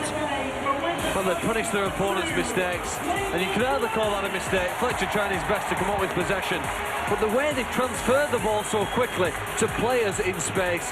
Dennis Moran's pass there to Koilov, and again, unmarked out wide, Damien Blanche. That's a quality try in rugby league, to get the ball from the scrum to the winger, with the winger having an open run to the line. Great pass there, puts the ball where he wants it, and Blanche just crosses in the corner. Love stood the skip. from Coelho. He doesn't even need to look, does it? Throws the ball instinctively where he knows his wing partner will be. Damien Blanche, another one of these Irish internationals in the Widnes Vikings side. It's a tradition that has been continued from the days of Mercers McDermott and O'Connor. You've got the assistant coach and the manager of the Ireland squad here, but Tola Coelho, when he threw that ball, and I saw him do it against Dewsbury a couple of weeks ago, where you look one way and pass the other. It's virtually impossible to read where that pass is going, and if you're a defender looking at them, it's really hard. You know, Coelho made a great career for himself by being able to wrong foot his opponents. He just steps on the inside of Rob Jackson, and then once he's got him, then he knows he can draw in the winger Steve Maiden and prevent a try. That is classic centre play in rugby league. To wrong foot your opposing centre and commit and attract the winger. Then you've done all your job and you've just got to find the pass for the play. Nanin missing with the conversion, but 40 points to 0. The Widnes Vikings lead. More Whitehaven supporters just heading for the exits. Not surprising. Disappointing day out at the seaside for them. And a first penalty for, I beg your pardon, it's Widnes penalty just for a moment. My eyes were deceiving me. Couldn't possibly have happened. Another penalty goes against Whitehaven. And Lee Duran comes storming onto that ball. It was over the shoulder, says the referee. Ian Webster, Cassidy back on. Cassidy keeping it alive. They really are just cutting loose, the Widnes Vikings. Nanin is tackled. Calvert managing to stem the tide for a moment, then Bezic. Steve Trindle, the Bull as he's known, with the tackle. Former London Bronco. Down the short side with Smith. Smith able to keep it alive. Bezic has knocked that one on. It's very obvious, though, when you watch the Widnes side, how much work they've done on offloading. There's a great example from Mark Smith. Several of the players today, late in the tackle, going to ground, have found that one-handed offload to a supporting player. On that occasion, Bezic knocks on, but it's caused so many problems for Whitehaven, the late offload in the tackle. So Whitehaven in possession with Derry Eelbeck. Eelbeck now wearing number 3, having started the game wearing number 4, having been on the team sheet wearing number 3. So it's no wonder Whitehaven are confused. Trying to confuse the Widnes defence. They just don't get any good ball, do they, at the right end of the field? It drifts back out to you now to the right centre.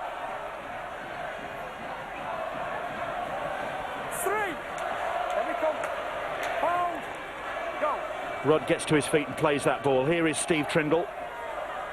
Steve Trindle, normally a very good offloader of ball, but Widnes seem to be smothering the players, and they're holding good shape off the ball, Widnes, and that's why they're getting a lot of offloads away. Carl Rudd. I think Carl Seiss, I beg your pardon, that was, and Duffy now with the kick. Cross-field kick, that's a good one into no man's land. The chase is on with Rudd. Oh, what a chase as well! Well, that gives the Haven supporters something to cheer about. Oh, he's gone to the video ref. Just check the onside, offside there, Phil. Onside, offside is the call from Jamie Leahy. He's offside, Bill. Duffy with the kick. I think the player's offside. Carl Rudd, the one leading the chase in the middle of the field, in between the goalposts. Ball bounces up well for him. It's the first time in this match that Whitehaven have reacted slightly quicker than their opponents. Oh, he's got to be level. I think he's... Do you think the benefit of the doubt? I think the benefit of the doubt, but after 50 minutes of hard endeavour, the way this game has gone for Whitehaven, you would have to say that this will probably be disallowed by video ref Phil Bentham. Rudd waiting to take the conversion. Has something gone their way this afternoon? Right, Jim. On the 30-metre line. Still waiting. Oh, dear me. What offside from Dave Rotherham. Knows that the gods are not smiling on his side today. That's just unlucky, that, innit? It's just the split second that it takes for the kicker to kick the ball, and it's a real disciplined kick chase, but what bad luck for Whitehaven. You've just got to feel sorry for them. Widnes look likely to go to the other end and score in the next 60 seconds, and that probably sums up the day. It was a great kick, but But just nothing going the way of Whitehaven. Really, since they had Gary Broadbent sin-binned mystifyingly on his own. And they've never recovered from that. Conceded 2 tries while he was in the bin, and the game was just about up then. And it's Widnes on the attack again. Webster, former St Helens Academy. Griggs, bit of flashiness from there. Coelov with his second of the game. And sure enough, no try. No try. Is it a forward pass, Bill? Coelov just looking to see what the decision was. I think it was the pass to Griggs that was forward. Touch judge getting in on the act there. Rob Stokes on the far side, and that pass from Moran to Griggs was the bone of contention. But again, the man who's caused them problems all afternoon is Dennis Moran down that right-hand side for Widnes. Where he gets the ball, he gets 2 defenders interested in him and leaves a big gap. I think it was. I did actually think first time it was forward. Put your hand up if you know the answer. Put your hand up. It was up. So, first bit of luck perhaps for Whitehaven all afternoon, but it's come way too late. And it denied Toa Coelov a second try. Eelbeck is tackled by Ian Webster. Fletcher. Summers wrapping him up.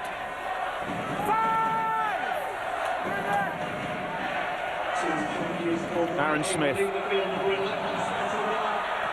And Rudd puts a big kick in. Blanche is underneath it, not under any real pressure. Maiden was just obstructed perhaps by Dennis Moran, or was Moran just being very, very canny? Suspect the latter. He is a very canny customer, Dennis Moran. It's an escort, Bill. You don't see it so much at National League level, but if you're running in the same direction, you're allowed to shoulder charge or just get in the way. I don't want to say obstruct, but get in the way in that chase, and probably the wily old head of Dennis Moran helped Blanche catch that ball. Here's Webster. Kick into the corner behind Craig Calvert, and meaning that Whitehaven are going to have to work hard again to get out of trouble. And Calvert, well, he's on his way to Lytham St Anne's.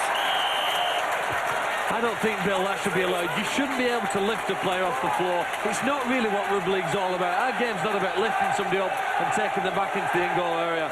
You can maybe push them where they have feet on the floor, but you could, in theory, have him be carried back 90 metres, and we don't want to see that happen. But could I think when he's lifted off the floor, the referee should stop the tackle. But would you not reward that enthusiasm, Phil? I love enthusiasm in defence, Brian, but lifting players off the floor is not what I believe the sport's about. Not if it's dangerous, no, but if you've got hold of somebody and you're dominating them, I think you should be allowed to push them back. How far? 90 metres? Well, I don't think it's a big effort, 90 metres. I don't think you'd run 90 metres backwards, would you? Or you wouldn't. Why not? They've carried him back 9 metres there to get a goal line drop out. Here's a Widnes on attack. 9's not 90, is it, Phil? Boys. Bezic is on the attack. There's going to be detention at this rate. It's like being back at school. It is. As they come down the short side, Nannin rumbling towards the try line. He's stopped eventually by Fletcher. And they've gone without that ball, Mark Smith, and Whitehaven have snaffled it.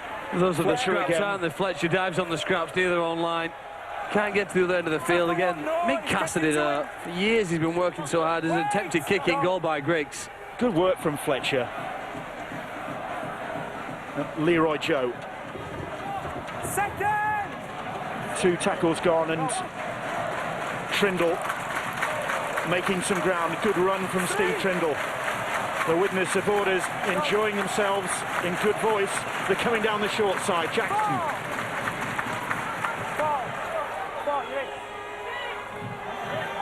Now then, can Whitehaven show us what they're worth?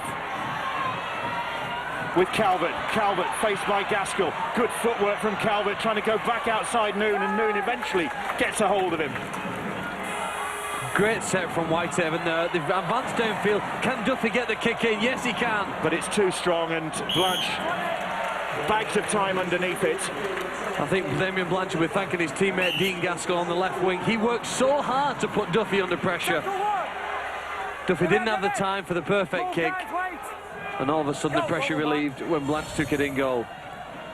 It's Bezic now, so Widnes Vikings on their way to lifting this Northern Rail Cup, but of course their big prize this season is reaching the grand final at Headingley later in the season in October.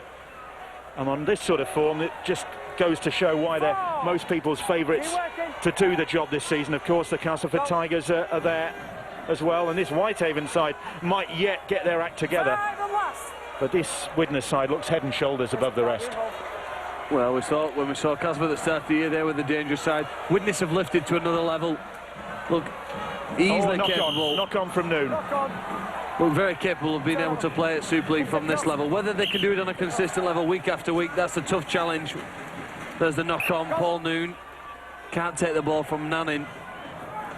But I'm so impressed with their performance here now as we approach the hour mark. Are they a better Widnes side than last year, Terry? And yep, if so, where? Definitely in the forwards. I think they're quicker at the back of the field as a break comes here. Maiden for Leroy Joe. Leroy Joe on the outside. Now then, can they turn this into something? Duffy. But enthusiasm from this Widnes side, even though they're 40-0 up. Moran not willing to give that one away. Leroy Joe now. Trindle. This is probably the Whitehaven side's best phase of the game, and they get a penalty. No. The high shot. 58 minutes, their first penalty of the game. 8-1 the penalty count. Aaron Smith having to... Oh, they got two! That's got to be a...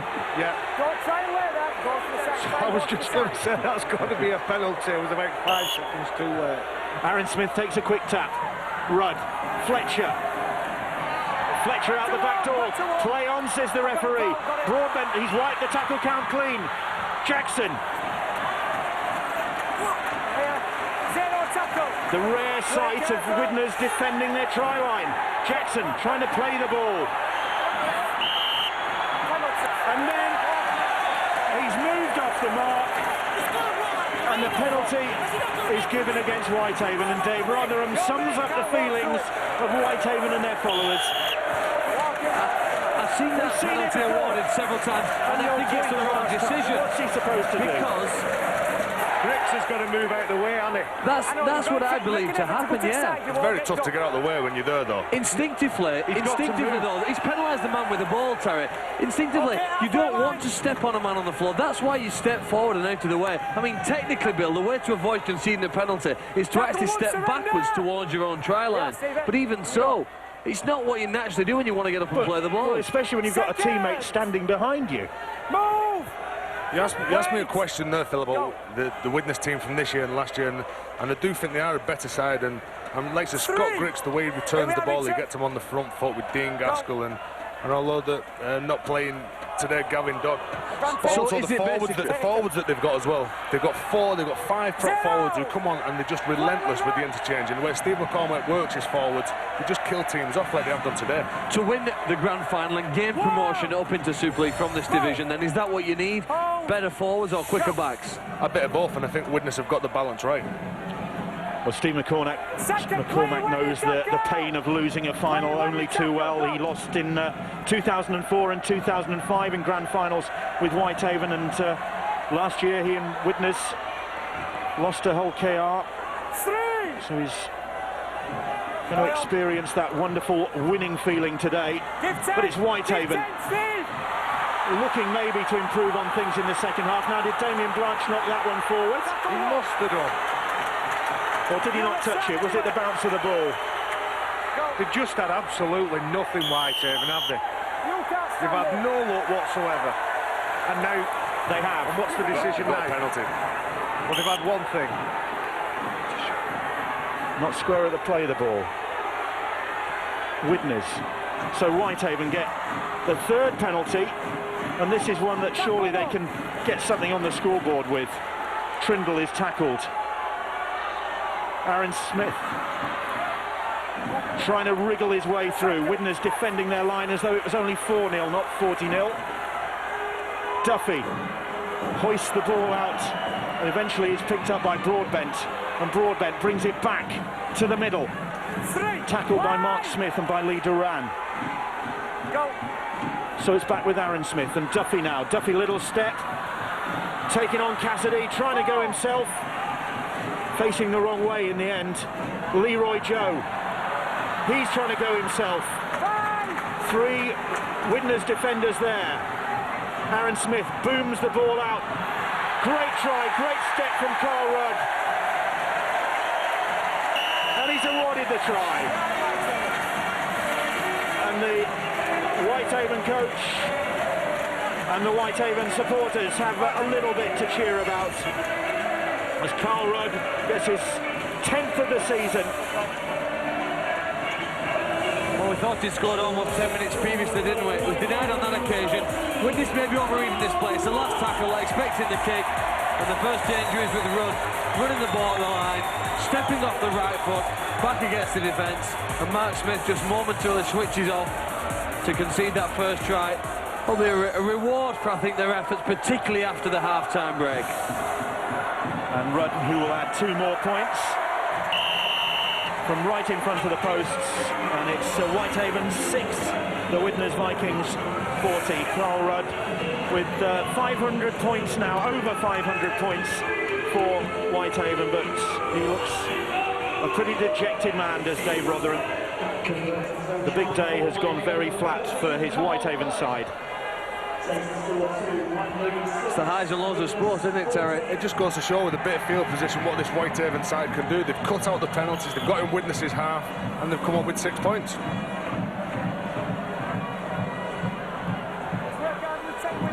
But the damage done really in the first half. 30 points to 0 down they were at half-time, Whitehaven.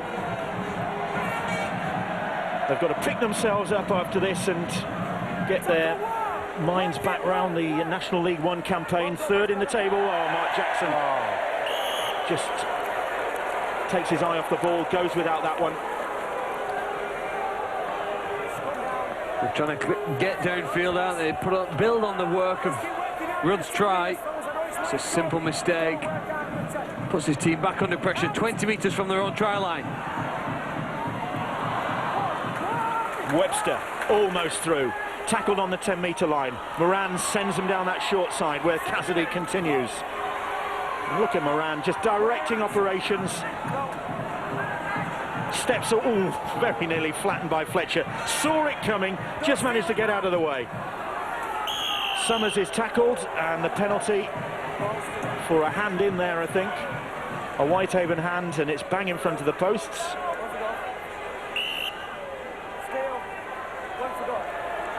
Nanin will just take his time to add 2 more points as there was Mark Jackson ripping that ball out. He was trying to make amends for the knock-on that might come up with there, and Wayne Bennett, who coaches the Brisbane Broncos side, you say that the next set of 6 after scoring a try is the most important set in the game, because the amount of times that players come up with them mistakes is quite frequent. Tell you what, there's going to be some soul-searching in Whitehaven after this, because, of course, before the game, their coach took the decision to leave out David Seeds, who's really been a fixture at the club for so many years.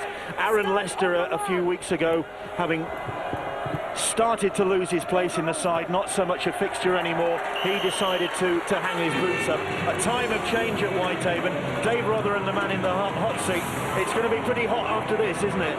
It is. When you get to a big day like this and you don't perform, you underperform, it's hard to take, and it's sort of where do we go now. But David Seeds, I feel really sorry for him. He's been at the club a long time, through thick and thin, and he'll feel this defeat like everybody. But I just probably want to ask everybody, do we think the difference between full-time and part-time is that big? Is it 42 points to 6 difference? Well, I personally think that it's just the way that the players play, and like as Bill was saying before, that there's only one time full-time pro in the camp, and the lads don't train together each day. There's only Only probably Steve Trindle there training with Dave Rotherham, but the Widnes lads are with each other 24/7. What a boring session that would be. That is a very... They can't do much skill work. Going back to that, Dave Rotherham's on a hiding to nothing, really. He's got players coming through who are worthy of a place in the side, but Derry Eelbeck and players like that. He's got to look to the future as well. He has got to look to the future, but it's a big game to leave out a player of the calibre of David Seeds, isn't it? A tried and tested player who gives his heart and soul for Whitehaven. Fletcher. And having said that, not even David Seeds. If they're down to 12 men... No, I don't think that's the difference between the two sides. I just think that the full-time aspect of Widnes just shows, and Phil rightly mentions the offload and the instinctive way that Widnes play, and that comes from being around each other all day, every day. That was instinctive from Ian Webster to snap that ball up as Aaron Smith put the kick in for Whitehaven. Here's Nannin coming in to take the ball up, tackle on the 40-metre line. I don't think, Bill, the gap between these two sides is as wide as the scoreline currently suggests. But what I think you've seen today, and I think many teams, both in the amateur, schoolboy, junior, and even the professional game, will use the first half example from Widnes, how to go out and play in a big cup final, a grand final. The things you have to do, the important things. You have to have good discipline, you have to concede very few penalties, if any at all, and you have to control the ball. When you have a chance to strike, you need to do that. Here we go, Blanche with a kick. Blanche with a chance to strike from a magnificent kick from Mark Smith, but he's fumbled that one. And it's going to be a tap on the 20, but what vision from Mark Smith. What energy from Damien Blanche. Once the ball's kicked, wow, he's done well to get on the outside of Steve Maiden. Oh, what an effort! What good work from Steve Maiden. Your side's 42-6 down, and similarly, he didn't throw the towel in there, defending his line. Well, you're hanging in there, aren't you? It's autopilot, you're playing on pride. Blanche, very close. Would have been a hat-trick for him on his return to the side. Aaron Smith. Well, what a contrast for Aaron Smith. Bradford ball in their World Club Championship days against Penrith. Dennis Moran. He'd be happy with that, Dennis. Duffy goes for the kick option. Broadbent is chasing that one, but Gaskell kept his head. Very coolly took that one. Nannin.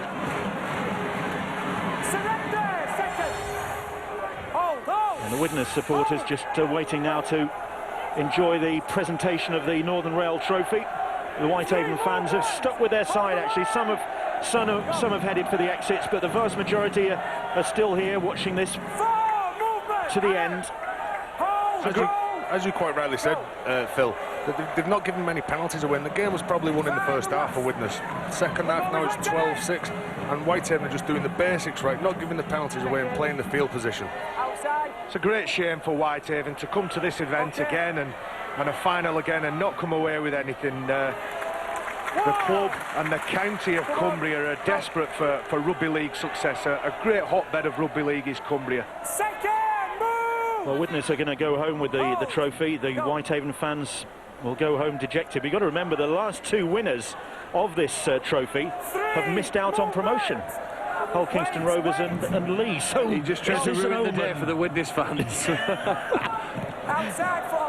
The first three winners of the National League Cup, Huddersfield, Salford and Lee, they were all right. They went on to win it, but the last 2 years it's been a poisoned chalice.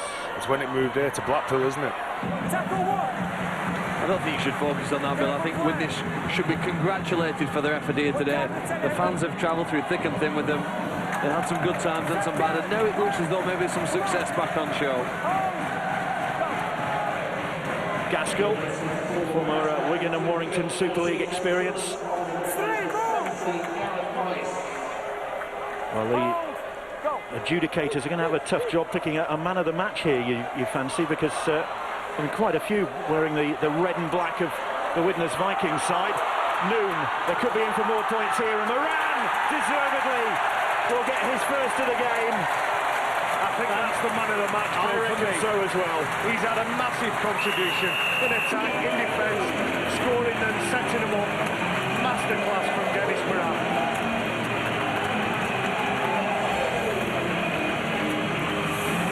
'22nd try of the season. Steve McCormack, inscrutable, but enjoying it, I'm sure. Is he watching the same game as us? He hasn't shown the emotion. His side have played with good controlled emotion. This is a great again, another offload. John James skirts around the back, runs through few, and then that right-handed offload to Noon. Good footwork to get around Jackson, finds Webster, and then times the pass to perfection. The support down the middle of the field and the speed down the middle of the field from Widnes has been the difference perhaps between these two sides. Once the ball on the back of the offload, players staying alive, skipping through good footwork, getting through the first line of defence, draws the full-back and just releases Dennis Moran. Big smiles here in Blackpool. There's the smile. Happy bunny. So will McNannon be if he adds these 2 points. It'll give him 20 for the game, which would be a record for this cup final. And bang in front of the posts. You'd fancy him to land that very nonchalantly. 2 points, 20 in the game for McNannon. 50 in the game. 48 in the game. And Dennis Moran has shown everything in this game. Well, you see keeping it alive. One of the reasons why teams don't want to play against them, every single one of the players, given an opportunity, can offload the ball, and his teammates are fully aware of that, Bill, and take advantage. Well, my moment from Dennis Moran in the game would be that first half incident where he poached the ball by knocking out of Richard Fletcher's hands from behind. I think that was really audacious. But he's come up with tackles as well and a try.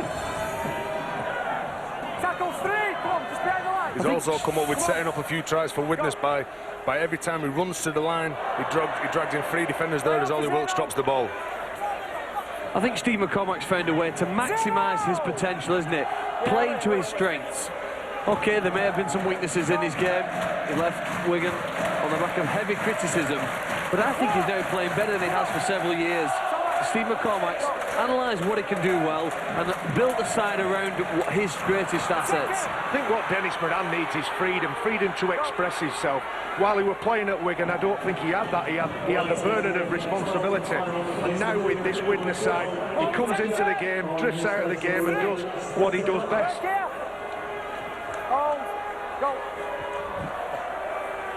Whitehaven, that was forward surely from Duffy. No, touch judge happy with it. Play on. Can they finish with a flourish here? The last 5 minutes, the kick's not good. Now the Haven fans have headed for home in the rain. It's another grey summer's afternoon. The Widnes fans will presumably be staying in town to enjoy the pleasures of Blackpool, which are many and varied. On the 40-metre line, Jordan James is tackled. Come on. Just tackle. Getting to his feet slowly. He and Spencer Miller exchanging pleasantries. Hands out! Oh well. That's dedication for you. Widnes with another penalty. Mark Jackson again the culprit.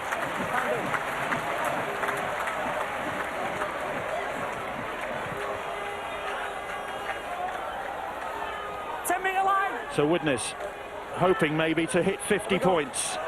Ollie Wilkes thundering towards that Whitehaven line. Eventually he stopped just about 5 metres out. Webster.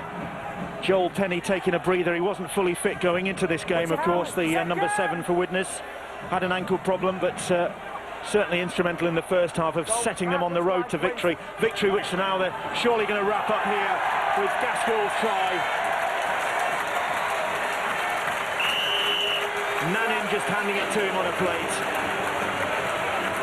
And Gaskell joins the score sheet.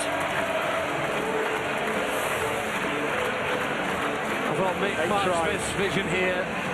Look, it fakes as though he's going to come to the open side. Came back to the left. Great pass into Nannin, who was strong enough to demand the attention of two defenders, but neither of them could prevent the offload. Both go low.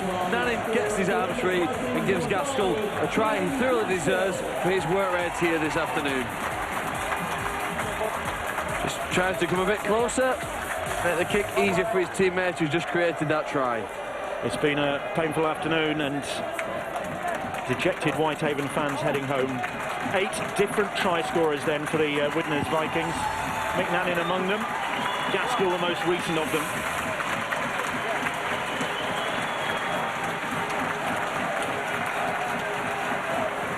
Nannin with a difficult kick, judging from his target angle, which is 6 degrees. Well, anything of 6 degrees or less is termed, isn't it, when they've done the study, as the most difficult kick. That's true. That's very hard. Anything 11 and above, a kicker should get it. 6 and below, well, it's a bonus if he can get it between the uprights. But for McNannin, it doesn't normally present a problem. Lofts that one towards the posts, and he's on target, no matter what the angle. Normally, McNannin will land the kick. 54 points to 6. A thumping win for the Widnes Viking side. Dean Gaskell among their try scorers. And enjoying a second win here in this final. That try again coming off a big charge off Oliver Wilkes, but been very impressed with McNannin over the last couple of weeks, where he scores a lot of tries himself, but he's created quite a few tries for his winger. Grix is underneath the restart. So the clock running down. And Widnes have done a very efficient job here, right from the word go, really. They caught Whitehaven cold pretty early on. And then, with their opponents down to 12 men, they really went to town on them. And there's been no way back for this Whitehaven side. Now, Whitehaven have to regroup. They go to the Holton Stadium next weekend, in fact, to face this Whitehaven, to this Widnes side. Maybe they can cause a shock there. What a shock it would be if they could turn this round and cause an upset at the home of the National League One leaders. But on this form, you've got to fancy that Widnes are going to go all the way to that grand final at Headingley Carnegie later in the season. James has picked up the loose ball. We want 60 is the chant from the Widnes Viking side. There is no pleasing some people. Moran puts the kick in. Blanche can't get to that one. It's going to drift out of play, and a little bit of a scuffle going on. Lee Duran taking exception to something there. Teammates closing in to try and defuse the situation. It's Jackson and Lee Duran who I think were at the foot of all that. Well, Jackson, shut up. Has blood been drawn? Puts the kick over the top. Rob Jackson just collides with Lee Doran. Come on. And then it kicks on after that. Calm down. Did he just collide, or did he possibly? I think, as the cameras, I think it was actually out of shot of our camera. John, can you take your place on that, please? He checks his run in the first place, and then Jackson is pushed to ground, and it seems as though Lee Doran falls on top of him, and then begins to attack him. Well, it's the last moment of the game, surely. The referee, I think, if he does the sensible thing, will just blow for time. I think he has done. The players are shaking hands, the hooter has sounded. Well, the referee says, no, wait here, I want to deal with this, but all the players have given up on it. Foul play is going to result in a penalty somewhere. And he wants to give a penalty here. It results in a penalty. All the players here. The game isn't over. The officials have trying their best to send people back off the field. Dennis Moran is on the field. Keep over there, over there, over there. It's not over yet.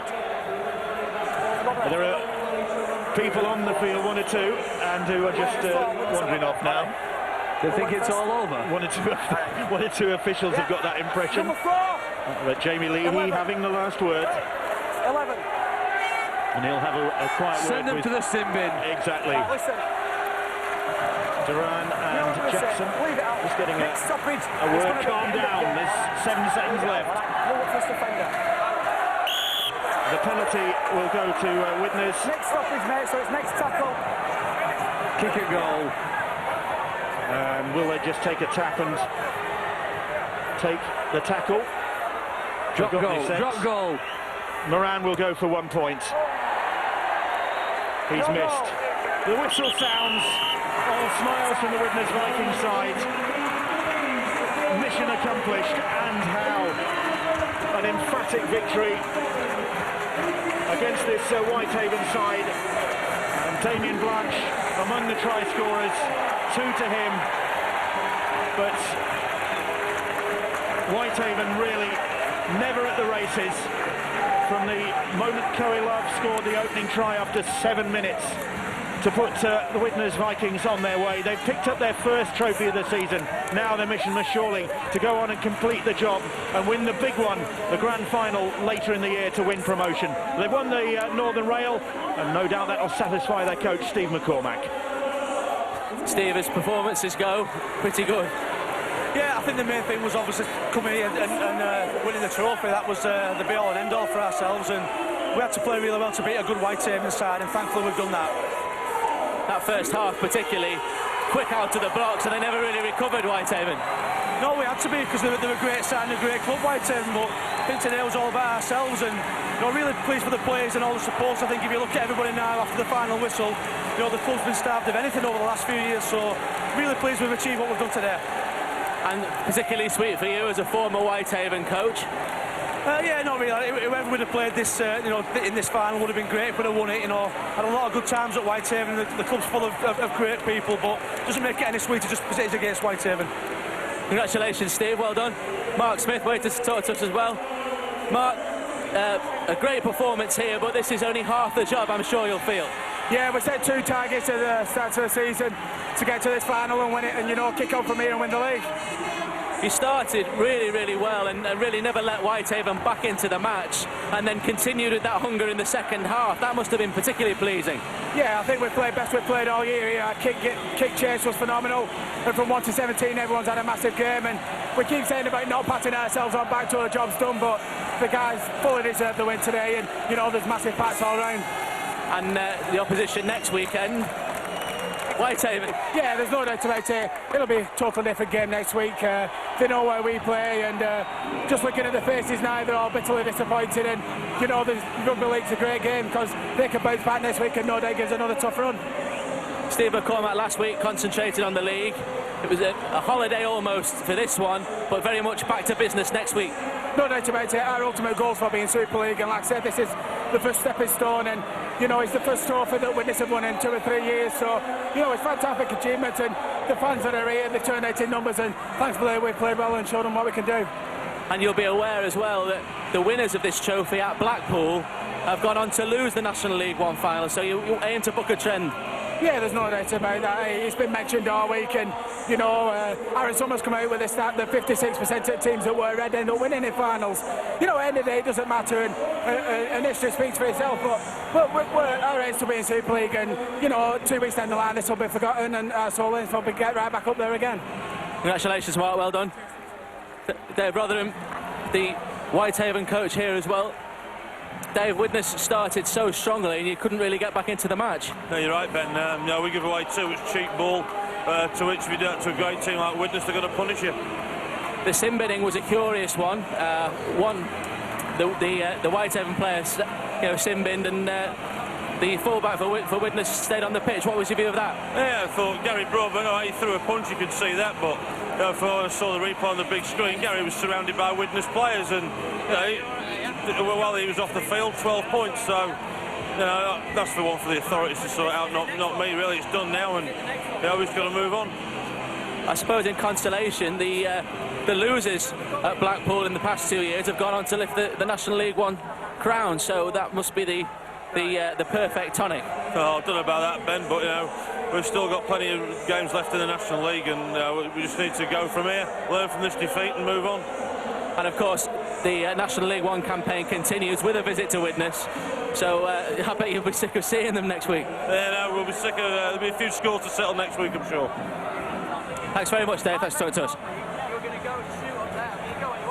Well, Dave Rotherham naturally immensely disappointed with the outcome of this match. 54 points to 6, the Widnes Vikings have won. They will lift the Northern Rail Cup in a few minutes' time.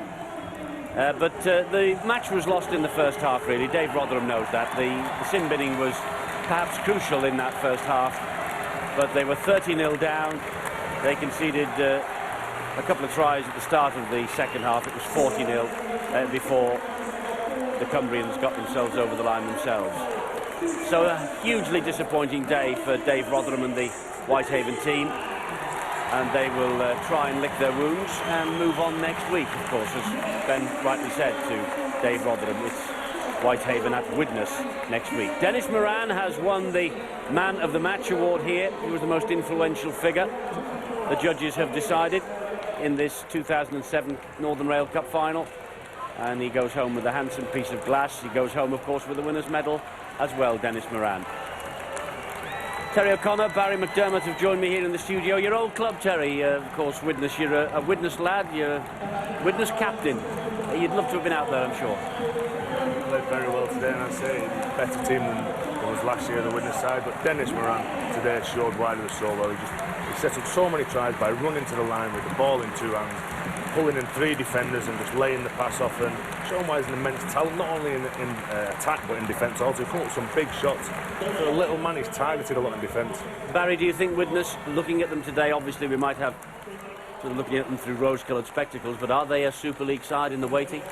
I think so, and you've just got to look at Gavin Dodd. Record point scorer a couple of weeks ago, couldn't make the side unfortunately this week, and strength in depth is very much an issue when you get to Super League. You need quality players on the pitch, but you need quality players off the pitch as well to push those players that make the side. Great day for Widnes. Feel a little bit sorry for Whitehaven. I do feel that the sin binning in the first half vastly affected the game, and that advantage that Widnes had numbers-wise cost them, I think. It did, but also the fact that at one stage Whitehaven had conceded 8 penalties and Widnes had conceded none. Yeah. I mean, they really didn't help themselves, Whitehaven. No, they didn't. They come to play with a lot of emotion, but they didn't play with the composure, and that is a very tough place to go up there and receive your loser's medal. And it's going to be a very tough game next week for Widnes. Whitehaven are going to come and give it all. Well, Dave Rotherham hinted there are 1 or 2 scores to be settled. Well, let's hope not. No, I mean, the good thing about this cup final today is it's not the end of the season. It's not the culmination of the season. It's one cup. It's gone to show, hasn't it, over the last couple of years. The team that's gone on to win it have not reached the final, have not won the National League.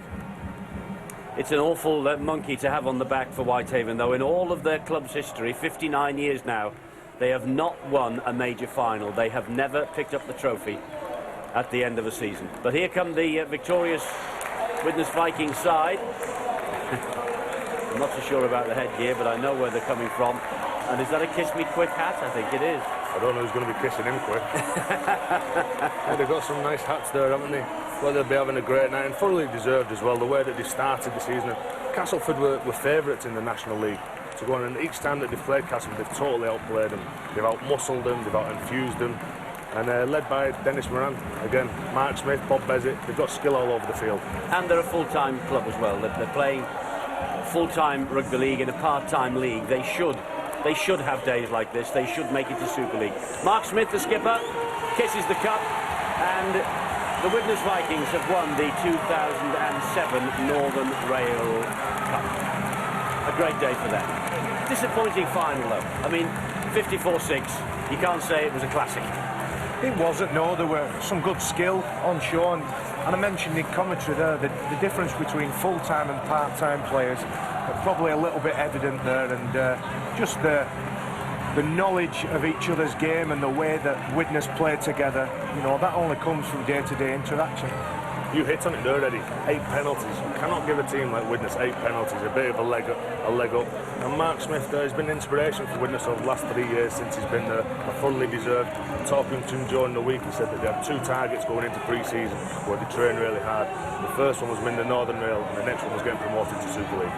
The likes of Mark Smith, the likes of Bob Bezitt, and the other stars, you know, the Damien Blanches of this world. Do you think if Widnes don't get to Super League, they'll be able to hang on to them for another year? The players have got to be even more ambitious than the club, haven't they? The tough thing that the teams have got, like spraying the carver, the tough thing that they've got there is that the players, like the Super League clubs come in for the players. Are they going to turn down the Super League contract knowing that it's going to go to one game in October? And if Widnes get beat in the grand final, they've missed the chance of going to Super League. And that's always the toughest thing that they need. I would think you would both be delighted for Steve McCormack, because he has been under pressure at times this year, hasn't he? Yeah, brilliant fella, Steve McCormack, and very thorough in his preparation. And we even get a smile out of him there. He's even getting the sheep's teeth out, so a great day for him. And he did have his doubters last year within the Widnes club, and he's proved it time after time. He is the best coach in that division. He knows the teams that he's playing against, like Whitehaven today. He gave them the game plan to go out there and beat him, which they fully did. Well, I mean, he would know Whitehaven because he coached them for 3 years, didn't he? So he would know the way they would probably come and play. He knows a lot of the personalities who are still there. He's a great coach, and I always say about coaching that you've either got to be a great man manager. Whether you're tactically very good, tactically you only last a couple of years. But Steve McCormack's a great man manager, very tactically aware, and he wants the players, and the players all want to play for him. That's the biggest thing that he's got going for him. Well, one man certainly wanted to play for him today. That's Dennis Moran. There he is, the man of the match. He's talking to Ben. Dennis, you got the nod as the man of the match, but I'm sure a lot of your teammates ran you close. Yeah, everybody sort of deserved it, you know. But no, we all played well, and no, just one thing we come out to today was just play really well and control rugby. A variety of different try scorers, variety of different tries. You were dangerous all over the field. Yeah, you know, we practice all the things that we do, and you know, if you keep practicing, they're bound to pay off, and they did today for us. Were you expecting a tougher challenge from Whitehaven? Mate, we knew they were going to come out strong. You know, they never give up, Whitehaven, and but we just stuck to our guns, and we probably completed more sets than they did, and you know, it worked out well for us. And one half of a double that you hope will be at the end of the season. The focus back on National League One, you're top of the league, and play Whitehaven next week. So it's another trophy to go for now. Yeah, well, now it's an all new ball game now. We've got next the National League to concentrate on. We've got Whitehaven again at home, and you know, we're going to put our heads down and go for the win again next week. And the winners of this trophy have not gone on to get promotion. Were you aware of that? No, we're not going to worry about that. You know, we're just going to play week by week, and we're just going to work on the games that we come up against every team. Thanks very much, Dennis. Well done. Thank you very much. Thanks, guys. Well, he's had some great days, hasn't he, in his career, Dennis Moran, with the London Broncos, with Wigan. As soon as Brian Noble got to Wigan, though, Dennis Moran seemed to have his days numbered at the JJB Stadium, and Widnes snapped him up. I think he will probably be, if Widnes make it, Terry, he will be regarded as the key signing this year for Widnes. Along with Mark Smith and Bob Bezic. As Barry rightly said, he's an individual player, Dennis Moran. You can't tie him in. When he was at London, he had the quality of Jim Dimmock playing with him, who was the organiser. Dennis Moran, you've just got him, let him play. And Steve McCormack's given him a free rein there. He comes up with a lot of interceptions in the game. And he's just allowed to play, he's allowed to dominate, and if he sees something, he just chimes into the line, and he's got electrifying pace, and he's always going to come away with the points. But as well, so in his defensive qualities as well, coming up with some big shots and his kick chase, and his sheer enthusiasm for the game.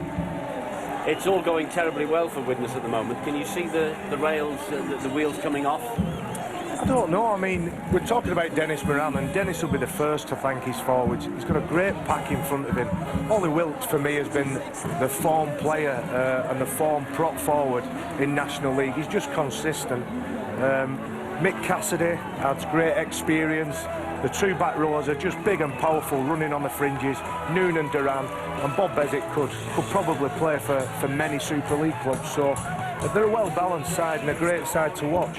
They are. We'll have to talk about Whitehaven inevitably. I think they came with a game plan of maybe trying to slow the Widnes bandwagon down, and maybe that's why the referee got on their backs early with the 8 penalties. Well, that's right. How do you slow down Widnes? You've got to control the ruck, and they never really control the ruck, and that's where you start giving penalties away, because you're trying to slow them up from getting that quick play the ball for Alexa Bezic, Moran and Smith coming at you, and it backfired on them really. They just, I did feel sorry for him in a way, but you can't give 8 penalties, as I said, and come up with a win, especially in the first half. Well, Whitehaven supporters, just look away from the screen right now, because we're going to relive the crucial moments of this second half. As I say, it was 30 points till half-time. It was soon 36-0, courtesy of Mark Smith. This was more or less straight after half-time. They'd rattled a set of 6 out. Dennis has put the kick in, it's at the back of a player, and again enthusiasm. Dennis Moran giving a very intelligent pass here. Look one way past the other from Korlov and a try in the corner for Blanche. You have to feel sorry for Whitehaven because they came so close, but this was a no try. He was offside, and he was offside by about half a metre. That was the try, actually. That was the try that... But... that was the run try, beg your pardon. Jordan James again coming in, and as Phil was saying, that the amount of offloads that Widnes get, and just the way that they have the bodies in motion straight into attack with the players flooding forward, Webster and Dennis Moran there backing up, scoring under the sticks on the easiest tries, and you'll see him here. McNannon, normally a big powerful player himself, scores a lot of tries, but he's been a creator over the last few weeks, and he's sent his winger in for quite a few tries. Yeah, I was just referring there to the fact that Rudd had the try disallowed just before he actually scored, the one that counted. It was a very good kick from Whitehaven, deep, and he was only just a matter of half a metre offside. I mean, it would never have won the match for them, but it would have given them a little bit of respectability, perhaps. It didn't, and the try that they scored there, which Rudd scored, but the thing is that the next kick-off that they done, Jackson come up with the error, and you've got to complete that next set of 6, come up with a kick chase that's going to pin the opposition down in their own 20 and let them come out and try and force the error. It's difficult for us to find something positive to say about Whitehaven, to be fair, after a performance like that, but they've got to pick themselves up now, and they will know, all right, Dave Rotherham just brushed it aside at the end, they will know that the last 2 winners here in Blackpool have not made it to Super League at the end of the season. But do you know what, Eddie? It's irrelevant. History is all in the past. History's bunk, is that what you're telling me? History's in the past. Widnes are a very good side, but so are Whitehaven. The emotions of a final can sometimes beat you. And I watched the 2 teams warm up, and they were in a huddle for a good 5 minutes, and they were talking and very tight, and, you know, emotion probably got the better of them, and that first 5-10 minutes, penalties and errors, you know, cost them dearly. It did. It cost them very dearly. The very early penalties that Whitehaven gave away conceded the territory to the Widnes Vikings, and well, Widnes are a side that take full advantage of that. So the Widnes Vikings have won the 2007 Northern Rail Cup final here in Blackpool, a massive scoreline, 54 points to 6, and we'll have more reactions from this and the Super League when we return.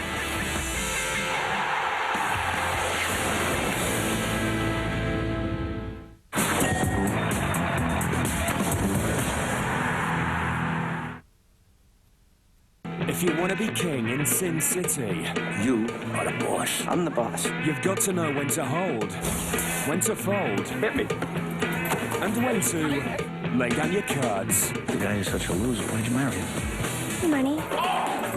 Wow.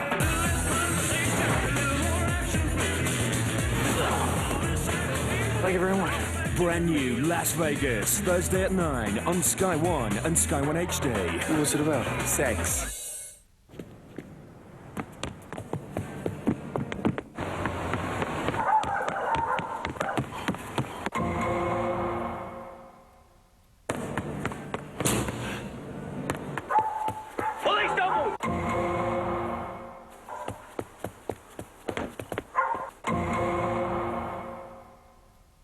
Nowhere to go, Croner. It's up to you now. Brand new Law & Order. Starts Wednesday at 10, Sky One. Any time of the day or night, you might feel like a film. So we've made getting a Sky movie even easier. It's as easy as a click. There's over 300 to choose from. Take your pick. With one tiny click, you can open up a world of fantastic film on your PC at no extra cost. It's amazing what you can fit down a broadband connection.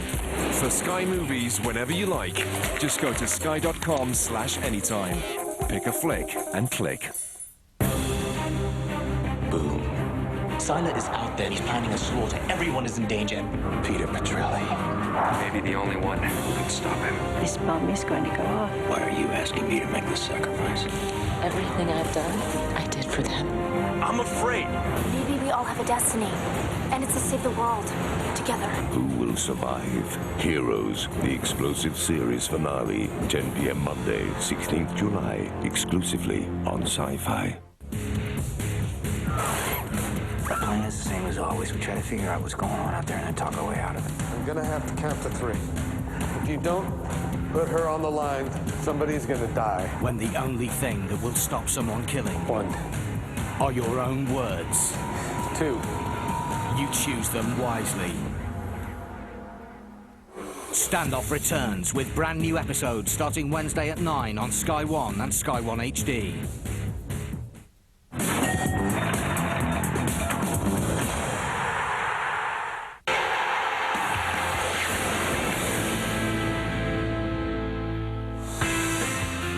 Here's the story of the 2007 Northern Rail Cup Final. Widnes Vikings easy winners by 54 points to 6. Coelov, Grix, 2 from Blanche, Nanin, Duran, Smith, Moore, Moran, Gaskell and McNannin kicking 9 goals. 13-0 up at half-time, 54-6 at the end.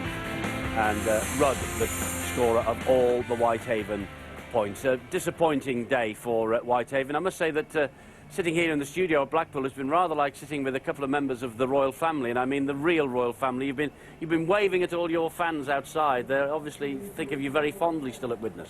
No, I just owe them a lot of money. So they'll just beg me to go outside and pay up. Trees has gone and paid every one of them a tenner. Trees is Tez's mum, by the way. Yeah. Just before we move on to look at the Super League scene so far, just tell us about your exploits yesterday. I'm sitting in the company of 2 champions. You won the York International Nines, your International team. World Nines, yes. Barry's ambassadors. We got a team together. I was invited last year as well, but I had a lot of old heads last year. This year was a very young side. A couple of, Terry O'Connor, weaning him apart. Lee Jackson and Gary Connolly came along as well. Oh, you got the ringers in there? Yeah, well, yeah, it's my team. I pick it. But yeah, we had a great day. Fantastic event at York. Some French sides, Batley, Featherstone, fantastic day. Some Fijians played for the army as well, so yeah, we won. And you've donated the prize as well, I believe. You've right, not taken the money and drunk it all last night. No, you've done the decent not thing. all of it anyway. But, no, Jamie Rooney's lad's got cerebral palsy, Brennan, and we said before the event that if we won it, we'd donate it to his charity. And we did win it, and we will. I'll catch up with Jamie this week, and hopefully young Brennan as well. Well, fantastic. At least well done. He scored those. Did you score? Oh no, that's right. It was me who scored and got a drop goal in there. Oh dear. Oh, didn't you? I bet that's not on the Terry O'Connor it will be. Video. My mum will be looking. If anyone out there has got a video who saw that try, can you please send it into Sky Sports, please? So my mum can have the 21 that have scored. Probably from 100 different angles, like. Yeah, of course, yeah. Well, well done to the boys, and well done to this fellow as well. Steve McCormack, a great day for him. Because he's had his disappointments, hasn't he? He's had his disappointments with Whitehaven, losing 2 grand finals, not quite making it to Super League, losing a grand final last year with you 2 and the rest of the Widnes players not making it to Super League again.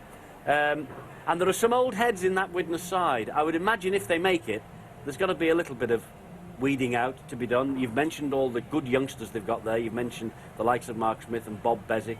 But there's some people, like Dennis Moran and probably Toa Coelov, that may be in the twilight of their career.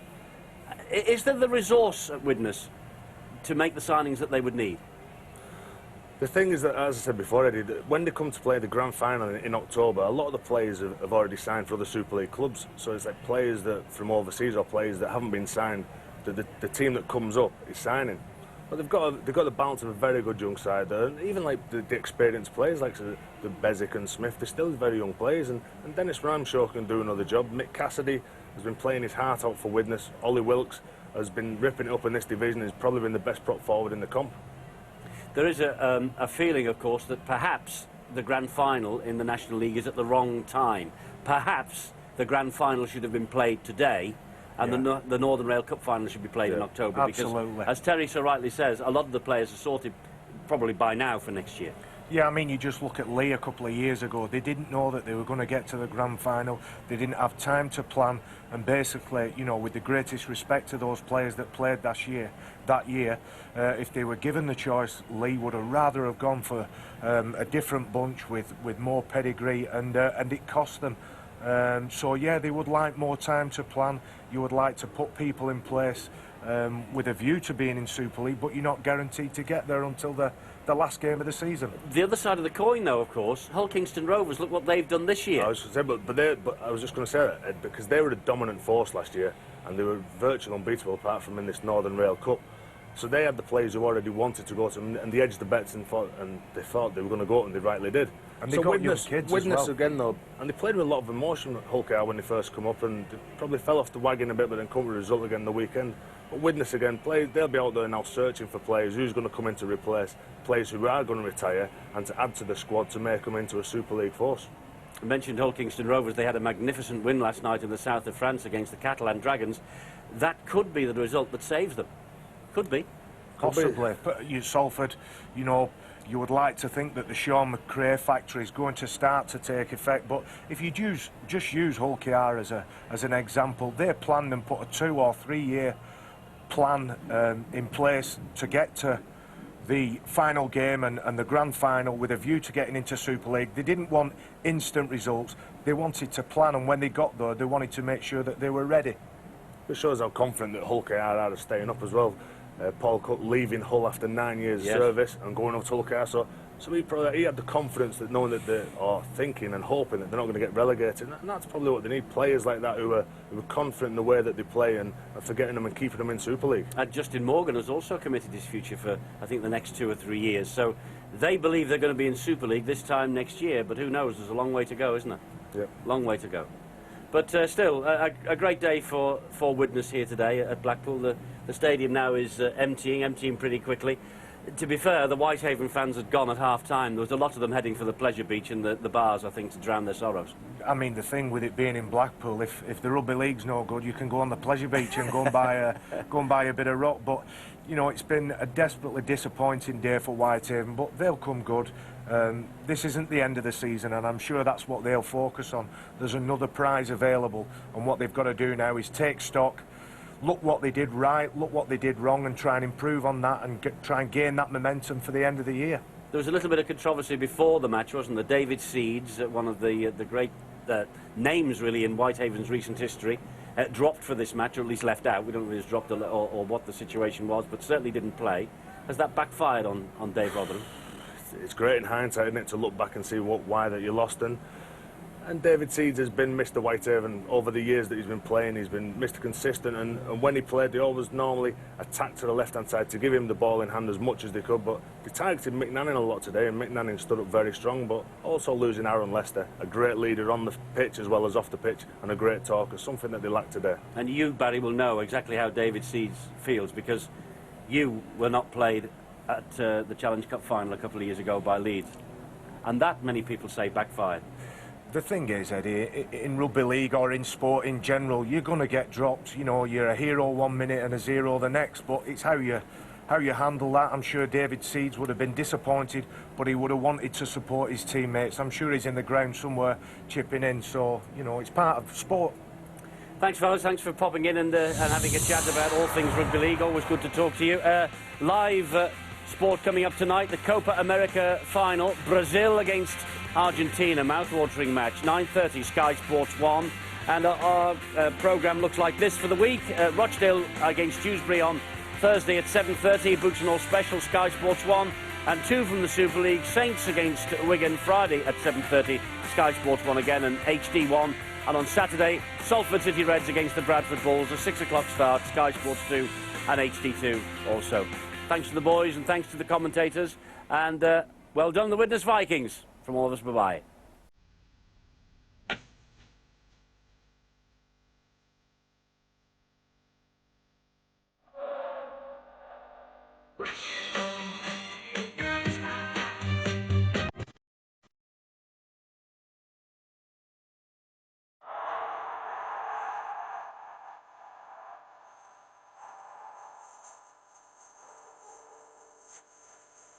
Opportunity for Turk going on.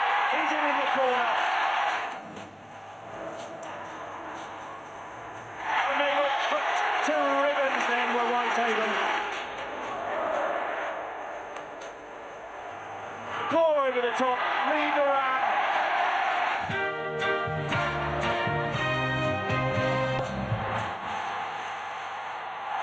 And they'll get another try here. Just slipping is going for the Vikings. Ram, deservedly, will get his first of the game.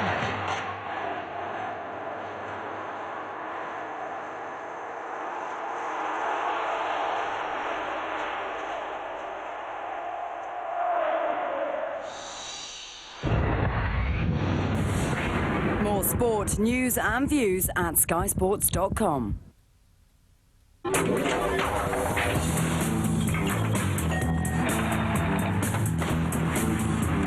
Rugby League on Sky Sports. Sponsored by Stan James, the sports bookmaker, whatever your sport. So then, let's recap. You say everyone's out to catch you, and there's a £25,000 bounty on your head. OK, this is what we'll do. The biggest prize in fishing is up for grabs. Fishermania 14, Saturday at noon, Sky Sports 2 and HD. Come on, homeowners, challenge Churchill. We did, and we saved £92 on our home insurance. Oh, yes!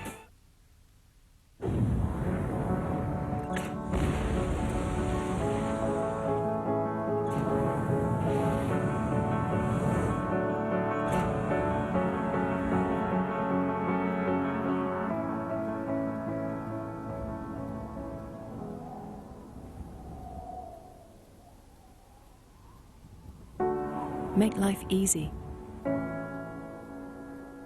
3 reactions at Specsavers. Come and join the fun at mirrorbingo.com from the Daily Mirror. Register today and we'll give you £10 to play absolutely free with no deposit required. Tens of thousands of pounds can be won every day. Plus, chat and make friends while you play. Joining the fun now at mirrorbingo.com. Lamasil Once is the revolution in athlete's foot treatment. Only one single application and you're done. Lamasil Once, the one and only one-dose treatment. You just call out my name, and you know wherever I am, I'll come running, running, running, running to see you again. Winter, spring, summer, or fall, all you have to do is all you got to do, and I'll be there. Yes, I will. You've got a friend. My name is Dexter Morgan.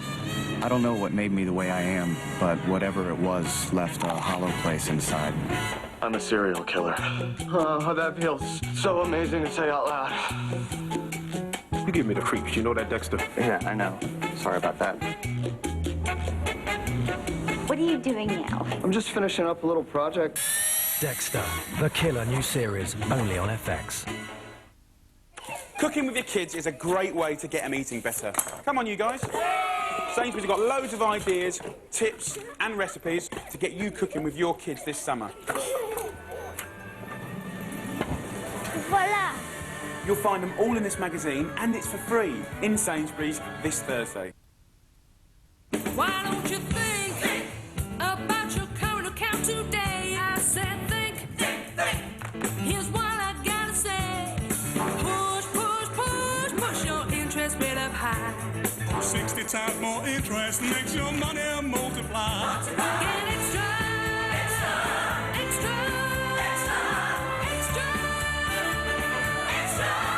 Switch to the Halifax High Interest Current Account and get 6% credit interest.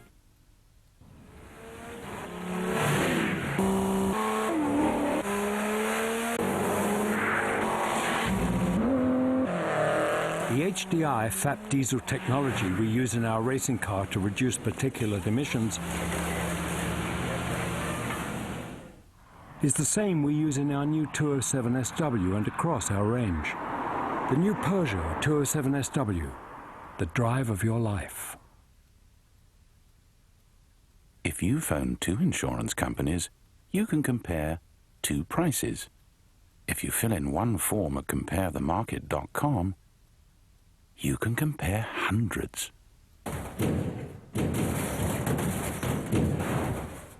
in seconds. The choice is yours. For cheaper car insurance, compare themarket.com. Any time of the day or night, you might feel like a film. So we've made getting a Sky movie even easier. It's as easy as a click.